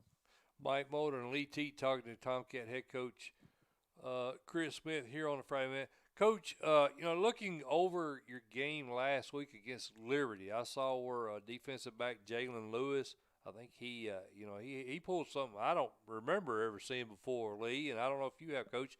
4 interceptions, including one for a TD. Is that something you've ever seen a kid do? Not 4. Me too. It's actually an interesting background to that story. You know, he's played corner for us, started at corner every game as a sophomore last year. He's now a junior. Okay. And we actually just moved him to free safety, and he seemed to be a real natural fit. He was kind of hesitant at first, and then after by halftime, he was like, hey, Coach, this is the greatest thing ever. And, you know, and actually today, speaking on, you know, Jalen Lewis, he actually just got offered by Florida State University today. Wow. Yeah, we knew he was a phenomenal athlete. Yeah. And so that'll be – we've had 2 last year sign at Florida State, Darion Williamson and Marquise Douglas. Mm-hmm. And so that was a big deal for our guys today, and it's big for Jalen Lewis, and he's definitely a game breaker. So the ACC is cherry-picking Haywood, huh? Yeah, not a bad one. That's right, that's bro. great. That's great, That's man. what you want to do. Yeah. Well, Coach, you know, your defense and your special teams had a huge night last week. I know you had an interception for a TD. I think you also had a punt block return for a TD. I think you had a fumble recovery for a TD. Whenever, you know, you get that kind of production from the other phases of the game, that really takes a lot of pressure off of Callan Newbern there in the offense, doesn't it, Coach? Oh, no doubt. They're big momentum swings, and those games. I can't think of many coaches that get a turnover on special teams that don't end up winning the game. Absolutely. Right. Yep. That's a huge statistic, and my college coach used to sell that to us. And I believe he told me at one time that he's coached in like 180 games, and when they had a turnover on special teams or a return for a touchdown on special teams, he won over 90% of the games I that believe happened. that. Yeah. Yep. Well, Coach, speaking of your offense, we noticed where Alex Evans picked up an offer from Bethel, having a good year at running back. Talk about him and some of the other threats you got in that offensive backfield. Alex is going to be a senior this year, of course, and he's had a lot of experience playing running back. He's about 6'1", 200, runs behind his pads really well, and he's coming along nice. We lost him last year midway through the season. That's right. And we lost Darion, and both ACL injuries, which are very unfortunate because those are two big-time players for us. And Alex has fought really hard to get back, and he's getting faster every day. He's starting to get better every single day to more of his normal self, so it's, great to see.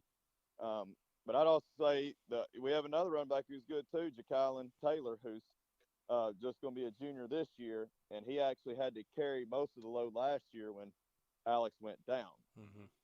So we've added some more two-back sets and stuff that includes both of them in the package. And I think Kylan Uber's done a great job, considering the caliber teams he's had to play against for his first ever games at quarterback. I mean, it couldn't have been a tougher situation for him. And he's actually delivered some pretty good balls at times. We've just been unfortunate to turn the ball over, stuff you usually see when you play preseason games or jamborees that you didn't get this year. Right. But we have Jaden Stewart at receiver. He's made some big plays for us already this year, and got a very experienced O-line too. You got a lot of those guys back, and I think that'll help us down in the playoffs when you have to get physical when it gets cold and wet like it does in Tennessee, and I think that'll help us later in the stretch. Well, Coach, on the defensive side of the ball, Big Devin Jones, he kind of caught my eye when I was watching some huddle video. I think he was playing tackle for you guys. He's also listed as a fullback. Where do you see him potentially playing, if he makes it to the next level? I hope he gets some, FCS and some D2 offers, and maybe gets a D1 offer. I don't, you never know. We use a fullback in our system, and he's kind of fits the old school fullback mentality, the fullback body type. He speeds up on contact. He loves to block, and you never know who's going to look for those kind of guys. But he's a real tough, savvy football player that you don't see an abundance of anymore. So we definitely use him in the power run game as much as we can, just like the old school teams do. Mm-hmm. Well, Coach, now that the game from Dyersburg pretty much on the blink, Crockett County's another team there in your region that we thought was a pretty solid squad. You're playing them on the 16th of October. Without looking too far ahead, how do you feel you guys are going to match up with them? Crockett County is always a very tough football team, and our guys respect them at Haywood. We played them twice last year, once in the regular season, once in the quarterfinals. And, they're very disciplined. They, run some triple option style offense. They test your discipline, and they make you make one-on-one plays against them. But one thing about Crockett County, when they show up, you know what kind of team you're going to get. Right. They're very consistent. They're well coached, and it's definitely a dangerous football team. They tend to get better as the season goes on every year that I've seen them too. Right. Well, I know you said earlier that you guys had already started looking at that South Gibson game film. I think that was a 50-49 shootout last year. You guys won. How'd they look on film, Coach? How you think you're gonna match up with those guys? South Gibson is kind of the same as Crockett County, and in my opinion, in the sense that got two great head coaches. They've done it a long time. They both run triple option offense out of the shotgun, and they have their differences, but they also have a lot of their similarities. That they're very well coached, very disciplined. They force you to make one-on-one plays. They force your discipline on both sides of the ball. And those guys run stellar and consistent programs, and it almost like they have the same kids every single year. They're one of those teams that when you play them that they're going to be good, and they have they lose the guy. Well, they had a great quarterback last year. It was Coach Stidham's son, who was lightning fast and made great decisions, of course. Mm-hmm. They had a wing back who was phenomenal. And, I think our kids, when they left that game, were very impressed with South Gibbs' team, and I think our whole fan base was. That was the play we scored. We had to come back at their place, and we scored a touchdown with about a minute left. And instead of going for the extra point, we went for 2 for the win, and actually pulled it off and won. Before it went to overtime. So it was a thriller. Yeah, I was going to say the fan base got their money's worth out of it anyway. 50-49. It was a track meet. Yeah, absolutely. Well, Coach Smith, we won't hold you up, buddy. I appreciate, of course, Lee and I, we've been anxious to talk to you, man. I appreciate you agreeing to come on with us. And hopefully we can get you on with us again sometime here later on in the season.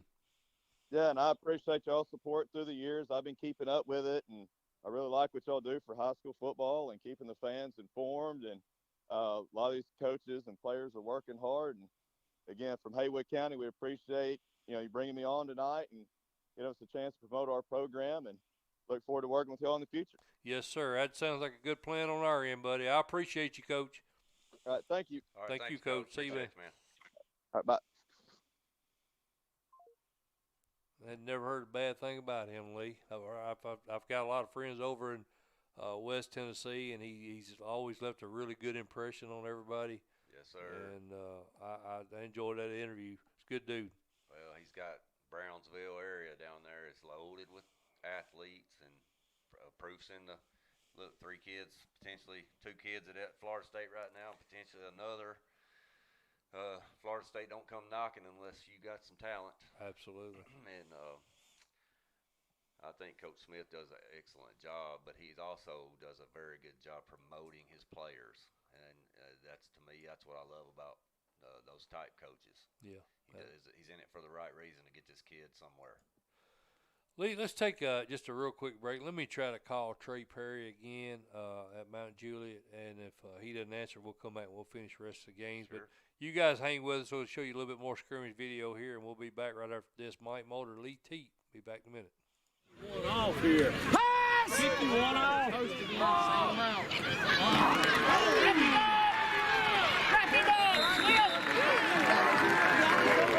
Pass complete to Caden White. First down, Raiders.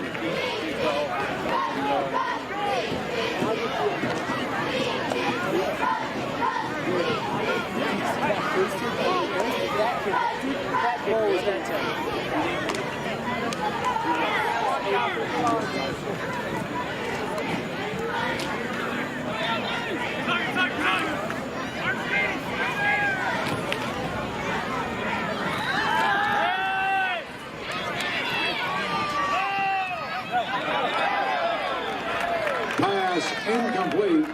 Second down.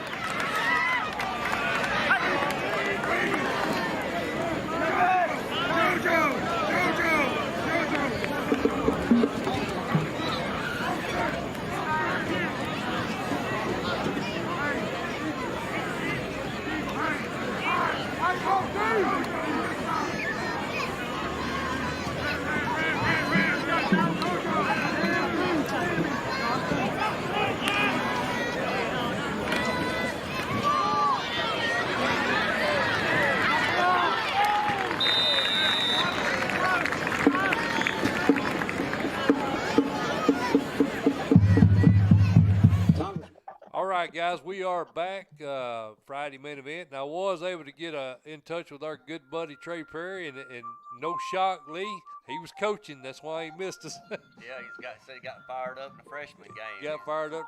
Coach, how you doing, my friend?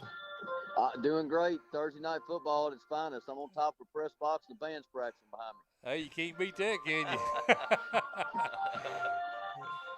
Yeah, we hear the band playing. Let me get to a better location so y'all can hear me. All right, that should work. Yeah, that's better.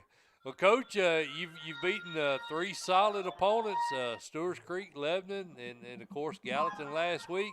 Safe to say you're pretty pleased with the production so far? Been very proud of this group. I feel like, and I did feel like even through our off season, and I know you've talked to several people about the way they've had to, navigate through this, but But when you've got 30 seniors, it gives you a good feeling about the way that they're going to do things when they're not with you. And I feel like that's been a big part of our early success. And also, too, you got to think about when you're playing these early games and you don't have the preseason scrimmages that we're so used to and the jamborees and those kind of things. You kind of rely on heavily on the people that's been under the lights before. Mm-hmm. And we've had a whole lot of people that played a whole lot of football. Last year we were a young football team, but those guys cut their teeth against some really good opponents. And I feel like that's helped us early on this year. Yes, sir. Well, Coach, week in and week out, we're seeing teams having to sit out due to this COVID stuff.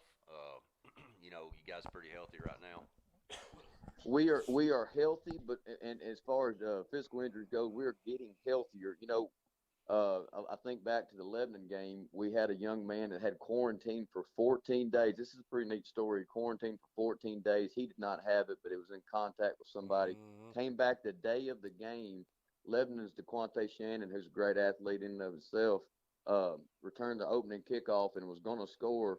A young man ran him all the way down from the backside on the 3-yard line, and then our defense stood up and we held them to a 3 and out. They got a 3 and a field goal, and that night we were down 3 corners, and and I guess it's kind of a testament to some depth that we had. Guys stepped in and played well, but the short answer is that we're getting healthier every week, and introducing some guys back into the game tomorrow night, I think it helps too. Right. Well, Coach, we mentioned the Gallatin game last week, and I felt going in, the two teams looked pretty even on paper, but 3-3 at halftime, and Cam Malone comes out with a 63-yard TD to start the second half, and then looked like your defense just took over. Talk a little bit about that. Well, it's not easy to win at Gallatin. I'm not surprised anybody with that comment. For years and years, we in the first half we just had penalty after penalty, just untimely. We'd scored a touchdown and got called back. On one drive defensively, they had 70 yards in penalties, and I'm not making that number up. We went back checked it on film and held them to a punt. And I just felt like we were playing our brains out, and just had some untimely penalties. We came in at halftime. First time my entire coaching career, I looked at them and asked them if they trusted me, and they said yes, sir. And I said, this game's over. I said, you just got to make sure the second half that we, get the yellow flags off the ground, do everything you can to prevent that, and and let the weight room take over, and they did it. And we had 3 backs rush for over 100 yards. A big majority of that happening in the second half, and then our defense clamped down and did what they do best, and got them into punting situations, and 2 interceptions by linebackers in the second half to kind of seal things up. Well, Lee mentioned your defense coach. I think linebacker Matt Diffendahl was awarded the defensive MVP for you guys. Cam Malone won your offensive MVP. But one thing that I really liked, and I was checking out your Twitter feed and whatnot, but one thing I like that you guys do is you name scout team MVPs. I think Parker Smith and Josh Jackson were awarded those awards last week. People don't realize how important those kids are, especially, you didn't have the 7-on-7s, you didn't have the scrimmages. These kids are invaluable to your game preparation, and speak on that for a minute. I'm really impressed that you guys acknowledge that those kids are just as important to the team. I appreciate you acknowledging those young men. I think it's interesting to point out that Parker Smith's a senior, and Parker Smith plays. I mean, he plays reps on offense. He plays some in special teams. Josh Jackson scored the final touchdown for us Friday night as a junior. And the bottom line is we don't win on Friday nights without that look on Tuesday and Wednesday is kind of our heavy hitting days. And we try to challenge our guys and say, listen, we need to be the best person we see all week. If you can be the best version that we see all week, including Friday night, just think about the confidence that you gain from those situations. And we also do some best on best, it's a fine line, guys. I mean, there's always, you got to think about injury but I think our guys are pretty smart about those things. But, we create some sudden changes and create some chaos in our practice schedule just to make sure that when we get to Friday night, nothing's a surprise. Coach, that's pretty good, dude. That's great. That's good that's stuff. How you handle stuff that's right right there, man. Hey, Coach, Cam Malone, having a big year for you so far. obviously he's a downhill runner that, you know, he can run through you. His jab step's crazy. He gets to the outside a lot. You know, talk a minute about Cam. Well, it's special for us this year because, you know, we've obviously got Jamari Souts, got several FCS offers. Right. We've got Conlon Baggett, that was a 1,000-yard rusher for us last year. It's got Division I offers, and then you've got Cam. Cam in week 2 last year tore his ACL. That's right. And came back from that injury. And you know, you think about it too. Not only does he come back from the injury, but he has to do it during the COVID crisis and do his rehab and those kind of things and be expected to do that really kind of independent of us, but with the doctors.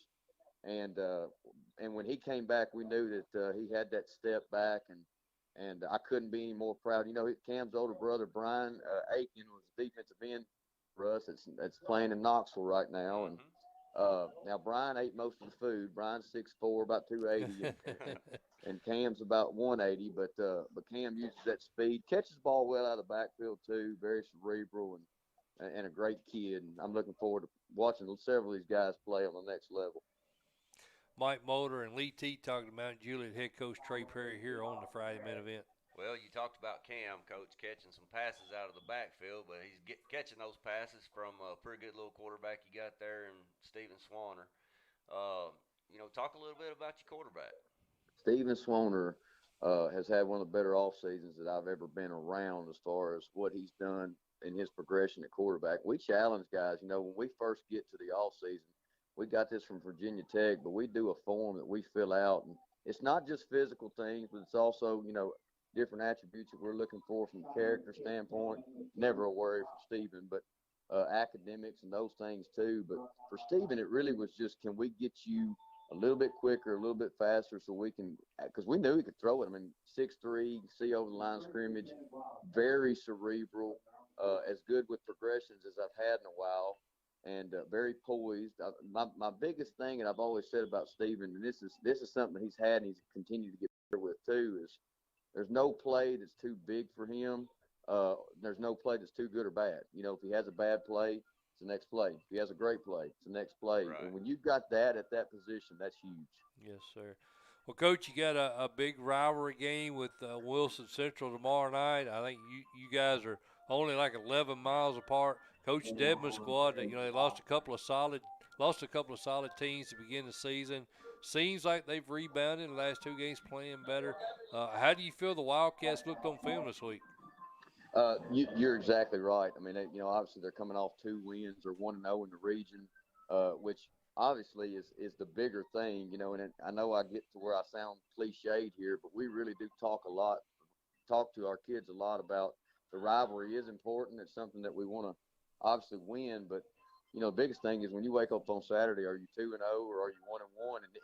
And farther than that is when you beat a team that's undefeated, you're gaining 2 games on them because you're gaining a tiebreaker on them as well. So we start with that, but we don't, you know, deny the rivalry and the importance of it. And I know Coach Deb and his staff doesn't either. They're well coached. Trey Eric on offense, Brad on defense. They're not going to line up in the wrong place.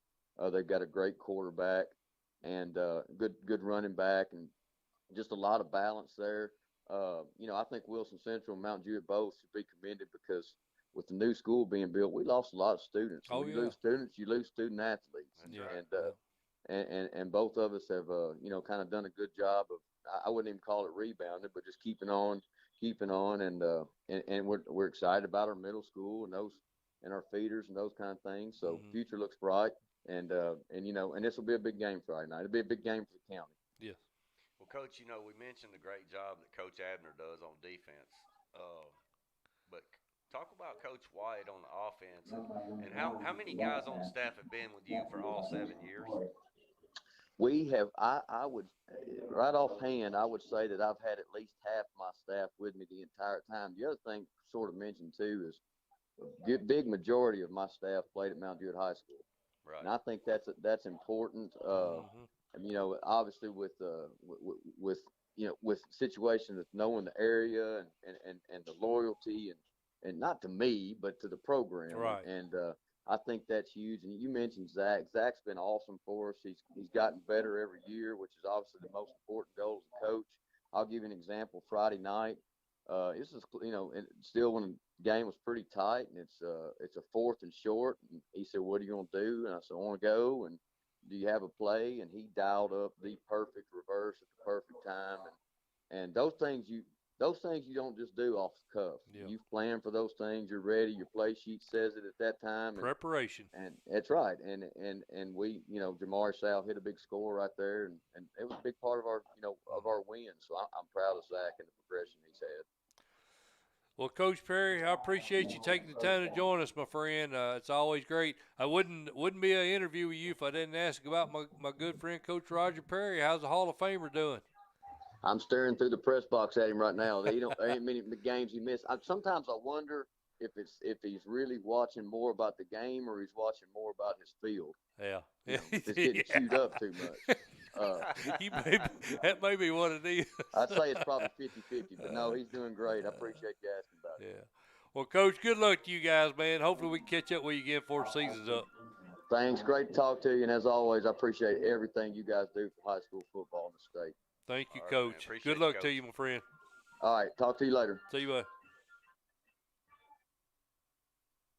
See, I told you he wasn't dodging us. Man, when we interview these guys, and we've had a bunch of winners on this week. Oh, buddy. yeah, absolutely. Well, all season. All season. But you get this common denominator of how they approach coaching. Yeah. Whether they spread or wing tee or whatever it is, but, man, they're just, they come up with some innovative stuff. They keep their kids engaged. And I think Coach Perry's probably one of the better ones at that. I do too. I agree with you there.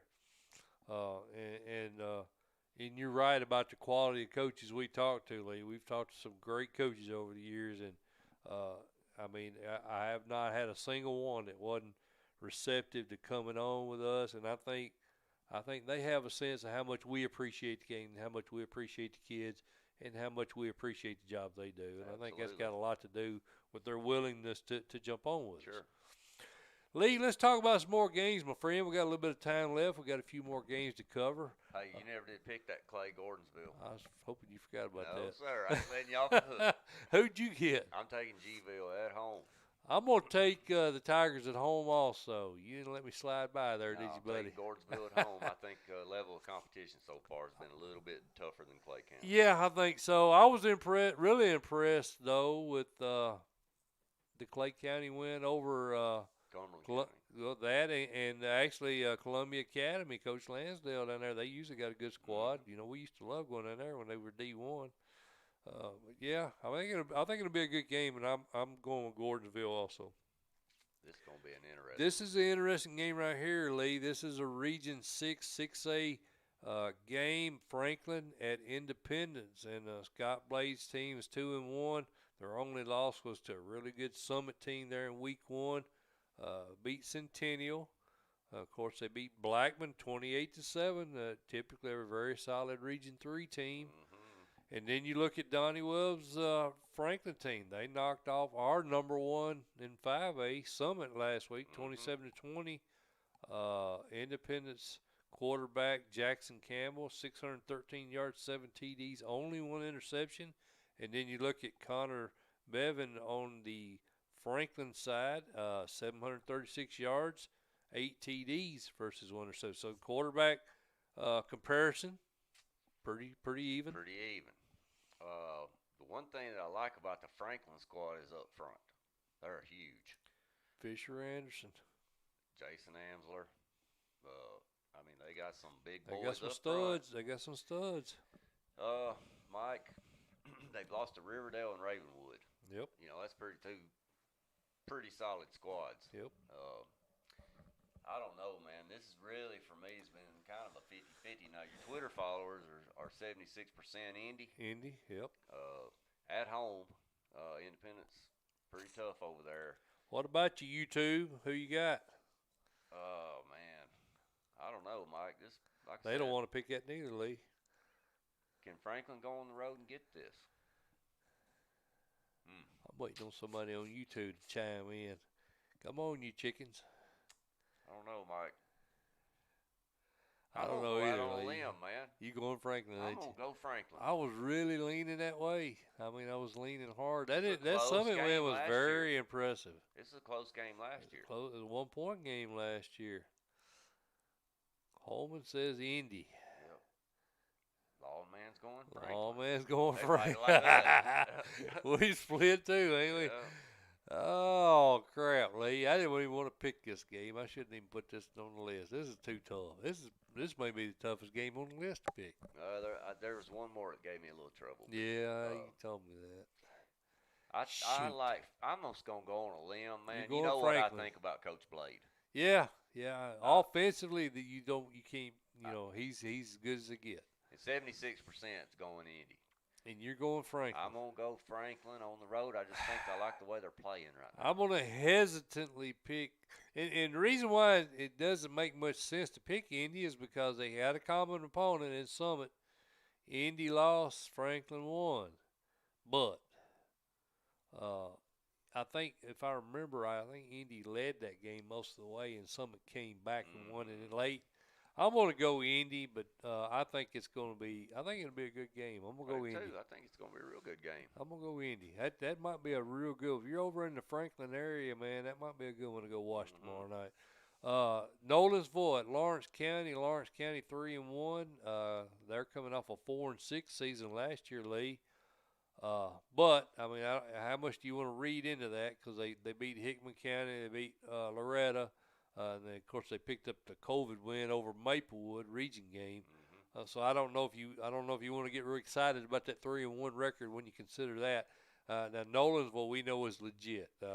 We had them preseason top 5. Paul Derrick's squad has looked really good. They beat Watertown. They beat Springfield. Their only loss was to Brentwood. That's correct. And heck, we had Brentwood in the top 4 in 6A. That's right. So I'm all over the Knights in this one. I'm going Nolensville. Talked to a buddy of mine the other day that was at that Watertown game, and he said Gallardi is, which we already know this, but yeah, he said he was impressed with his play, and I said, yeah, he's really good. So I'm gonna stay on the. His last name wasn't Watts, was it? No, this is a night shift guy I work with out there that's got connections to the Watertown program. But anyways, I like Nolensville, man. Lawn Man says that Lee is right. That's probably a good sign. If you and Lawn Man agree, I feel a lot better about my independence pick now. Oh, man. I love them dogs like that, Lawn Man. All right, I'm going to go Nolensville. 87% of our fan base likes Nolensville to win this game. I'm going to go with them. Lee Teat. McMinn County, MJ Golden Bears on CoachT.com, our main sponsor. We love CoachT.com, by the way. If you're not a Plus member, you should be. Click on the link, make a donation. Be a Plus member like we are. Says McMinn County is overrated. They're sitting at 3-0 lead. They beat a pretty good Ooltewah team, 56-14 last week. McMinn County won this game 42-17 last year. They beat McMinn Central. They beat Sequoia, both by shutout fashion. Philip Shadowin's William Blunt team, pretty good this year as well. Well, who you like? Is that William Blunt? Is that William Blunt? I'm going McMinn. I'm going McMinn. I like Jalen Hunt, an all-state running back there. He's playing very well. Goodner too, man. Offensive lineman, all-state. Yep. Trey Clemmer, the quarterback, Lee at Blunt, having a good season, 753 yards, 8 TDs versus 2 interceptions. But Hunt, he's the guy. He had 309 yards, scored a TD last week in that win over Ooltewah. I think he's got 658 yards, 5 TDs in only 3 games. I don't think the Governors can shut him down. It's going to be hard. I'm going to go McMinn. I like McMinn. I like the Cherokees. 70% of our fan base like the Cherokees. I'm with them. Peabody at Adamsville. Where we at, Lee? Where we at games? We got to move it, brother. Yeah. Peabody at Adamsville. Ironically, on the you might have saw that. Did you see that on Coach T? They had the Big Ones contest on CoachT.com, and if you're not careful, you can accidentally click on the wrong team, and there's no way to get it back. Once you pick it, it's there. You can't change it. There's no confirmation. Are you sure you want to pick this team? I picked Adamsville, and I didn't mean to pick Adamsville. I'm going Peabody. I like the Golden Tide to win this game all out, but according to the Big Ones contest, I've got Adamsville. Sorry about that Peabody prize. Sorry about that Lee Hayes. I'm going Peabody, brother. Peabody. Big Daddy Dave, follow the defense on this one. Which game you talking about, Dave? Oh, he's talking about Nolansville, I guess. You like Peabody? I like Peabody. I agree with you. I think Adamsville's got a good squad this year. I think they're going to be a lot better than that 4-7 record they had last year. Sure. No doubt. I think they're a playoff team this year, no doubt. But I don't think they're ready to take on the Golden Tide. I like the Golden Tide. Lewis County at Summertown, Lee Teat. This is the one. This is the one I was having a. Lawman says, man. I was thinking about this. You game. Struggling with this one, Lee? This is the one out of all 25. This is the one you pointed at and said, I ain't got a clue. Well, I love Coach Sharp. I love Coach Sharp. That was probably one of my favorite interviews we've ever done. Just Me for too. the simple fact, man, he was just so down to earth with us, and the guy's been doing this for 32 years. That was one of the highlights last year, was getting a chance to interview him. Awesome. And we did it live, remember, Yes. at Forest. It was an awesome interview with him, and I just enjoyed getting to sit down and just talk. Me too. Really. I wish we had a whole show to just talk to him. Just talk. But Summertown, man, is playing very good right now, Mike. They beat Mount Pleasant, Wayne County, got a COVID win over Collinwood. They lost to a solid DCA squad. And it's at Summertown. That's true. And Summertown won this game last year. That's true. Oh, man. I'm going Lewis County because I heard they're huge up front. They're always huge up front. That's a trademark of a Bobby Sharp team. I'm going Lewis County. I'm going Lewis County, too. 55% of the Friday main event fan base is going Lewis County. Nobody on Twitter's picking this one. Come on, you chicken. Or I'm sorry, on YouTube. Come on, you chickens. Don't be scared of this. And just because Lee is scared of it don't mean you got to be scared of it. Who you got? What, the 55%? 55%. I think that's the closest game we had out of all of them, Lee. Yeah. So our YouTube people are wimping out on this. I'm gonna go Lewis County. I'm going Lewis County too. I think it's a close game. I think it's probably a field goal game. I think it's close. Rockwood at Meigs County. Our buddy Jason Fitzgerald had him on last week. 85% of our fan base like Meigs County. It's a big rivalry game. These two teams, they don't like each other. They've played for years. John Wells' squad's 2-2. They beat Midway. They beat Oliver Springs. Lost to Sweetwater. And, of course, they lost to Kingston last week, lead 35-20. So they were in the game. Meigs County has beat Sweetwater. They beat Greenback. They beat Cumberland Gap. And they got the COVID win over Clinton last week. I think the Tigers win big in this one. What do you think? I do too. I like Meigs. All right, Meigs and Meigs. Oh, there you go, Long Man. You're going Summertown. You're going against us. I think Long Man is just sitting back and seeing who we pick or who I pick. He's been with you. He's seeing. He said hometown. What a guy. Home team wins. What a guy. No, he's just picking against me. Sorry, be a jerk, man. That's all right. I thought we was cool. Moore County and Fayetteville High. He's a Elizabethan fan. You got to overlook him. Yeah. Moore County and Fayetteville High. Lee Teat. Really, really good game here because we had Coach White on with us. A lot of people like Fayetteville High to win this region. Them and Cornersville, along with you and I.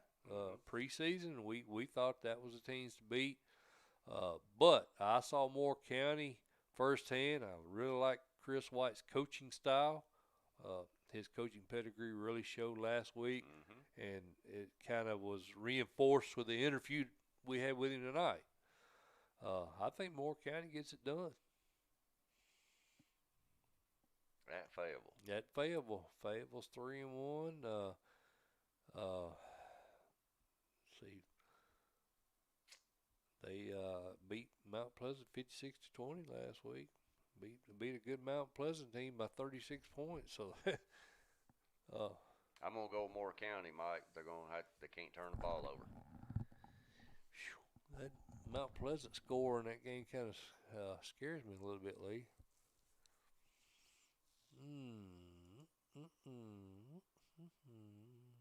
I'm going Moore County. Fayetteville lost to Marion County. That was their only loss. I think Marion County's pretty darn good this year. I know. I'm going Moore County too, but I think this game's going to be closer than what our fan base. I do too, buddy.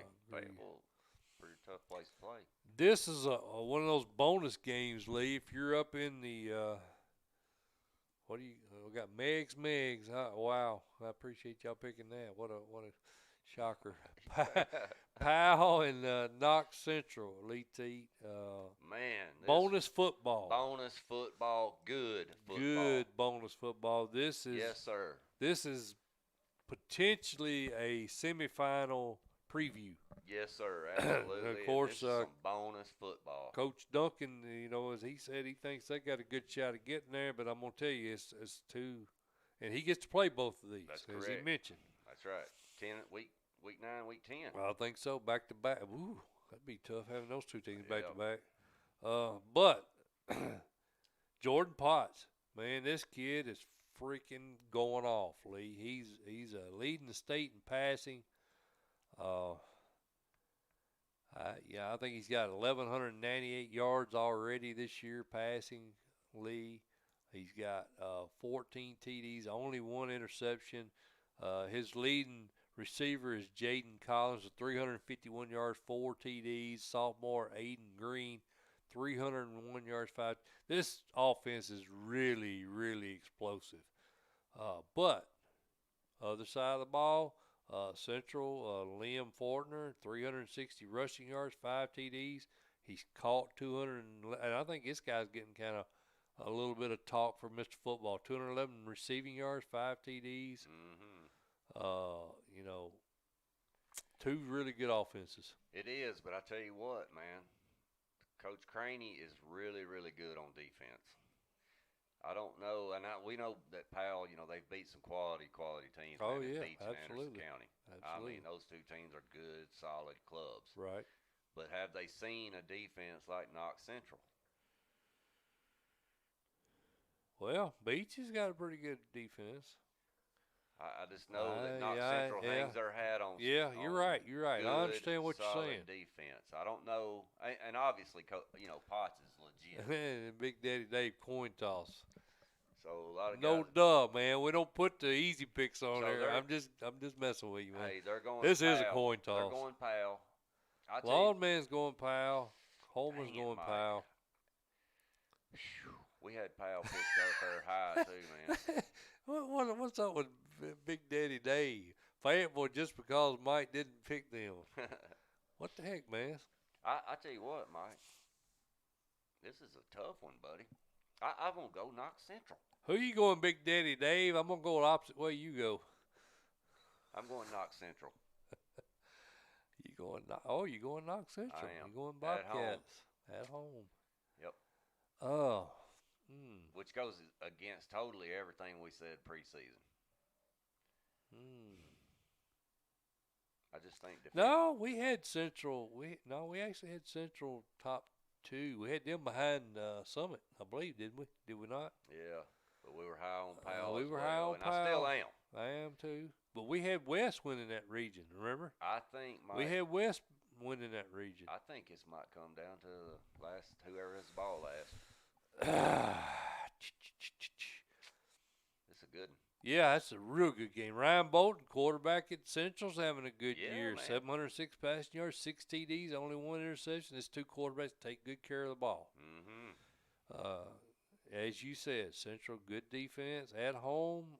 Logical pick seems to be Central. And that's what you went, wasn't it? Yeah, I don't know. I ain't always a real logical person. I'm gonna go Powell. You going Powell? I'm gonna go Powell because the reason why I'm going Powell is because Matt Lowe, that dude can win the close games. He's kind of like Dustin Wilson at Springfield. If it's a close game, he usually comes out on top. Yeah. I mean, they won a lot of games last year by 1 score or less. I'm gonna go Powell. I may be wrong. I think this game is really, Dude, I'd like to like see it. like Big Dave said. I'd like to watch it. Yeah, I would too. I may drive up there. I ain't got anything going on Saturday. I may drive. You gonna ride up there? Is it Saturday game? Saturday Hey. night, 7:30. Hey, we might. We need Might to talk take a about trip. that. We might have to think about that. All right, Lee. Getting down. We got 2 games left, I think. Lincoln County at Columbia. We done run way over. Sorry, folks, if you're getting tired of watching this. We're gonna pick these games even if it is late. Lincoln County, Columbia, Lee. Another tough game. Columbia was our sleeper. Lincoln County playing pretty good. Columbia got beat by Giles County 42-13 last week. I didn't see that. I thought that would be a close game. I'm kind of wondering what's going on with Columbia. Maybe they got some kids out. You don't know. That's the thing. 65.2% of our fan base like Columbia. Who do you like? I'm going to go Columbia at home. All right. I'm going to go Lincoln County on the road. I don't know why, but I am. Yeah, that's I probably think it's probably because they beat Giles County. Yeah, that's probably a good pick. No, I mean, I don't know. Before the season started, I'd been all over Columbia, but I don't know what's going on I'm there. going to go out. Now, this game right here, Mike, I'm going to go ahead and tell you. Covington and Westview. Covington. You like Covington. Yes, sir. You like J.R. Kirby. Of course, they won this game 53-7 last year, Lee. We thought this would be a close game. No. Ty Simpson having a big year for Westview. They're 4-1. They beat Portland. They beat Gibson County. Beat McNairy Central. Ty Simpson's passed for 294 yards and 2 touchdowns. He rushed for 103 yards and scored 3 more touchdowns. That was just against O'Brien. Against O'Brien last week. That was one game. So this kid is he's a number 2 recruit out of the junior class in the state of Tennessee. Right, as far as a quarterback. Yep. Yep. I like Covington. I do too. I think Covington's too physical. Yeah. Well, remember Coach Kirby was on with me. I think that was one of the weeks you wasn't here, but Coach Kirby said that they couldn't handle the Chargers' speed. He said that was the difference in the game. He said they hadn't seen the kind of speed Chargers had. Right. All right. Friday main event. I believe that's going to be a wrap, Lee. Week 5. Appreciate you guys hanging with us. All you guys that stuck with us whole show, appreciate it. Hope you enjoyed it. We had some great coaches on. We appreciate all the coaches we had tonight. Clark Duncan, of course, Kris White, first time on with us from Moore County. Trey Perry, Mount Juliet, and then, of course, Chris Smith, another first-timer on the Friday main event. Appreciate you guys joining us tonight. Appreciate all the fan base. Appreciate Elaborate Images hooking us up with all of our gear. And, of course, I got some new hats coming. Got some new hats coming. Yeah, I need to check on that order. I know you put in an order for 10. Should be in any time, I would say. I'll get the manager, John Molder, to check on that and say where that's at.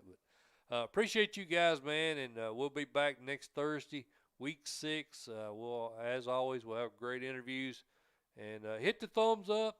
Got 5 thumbs up. Come on, guys. There's more than 5 people watching that. Hit that darn thumbs up thing. Make me and Lee feel good about this show. And subscribe to the channel if you haven't yet. Hit the subscribe button for us. Yeah. Hey, and hit your buddies up, man. You got some friends around you that like high school football. Get them involved. We'd love to get them on here, get them subscribing. Yeah, it doesn't cost anything. It doesn't cost a dime, man. Just hit the subscribe button. You can even block off the notifications if you don't want them. Just hit the subscribe button. Well, man, I'm talking to people all over the state that I've never even met. Yeah. And it's like you talking to your buddy. Yeah. You know, I like that. That's great. It's great. We love the live chat, man. Keep that up. That's good stuff. All right, Lee, let's get out of here, my friend. Again, Friday main event. I'm Mike Molder. He's Lee Teat. We'll be back with you guys next Thursday at 6 p.m. Don't be late.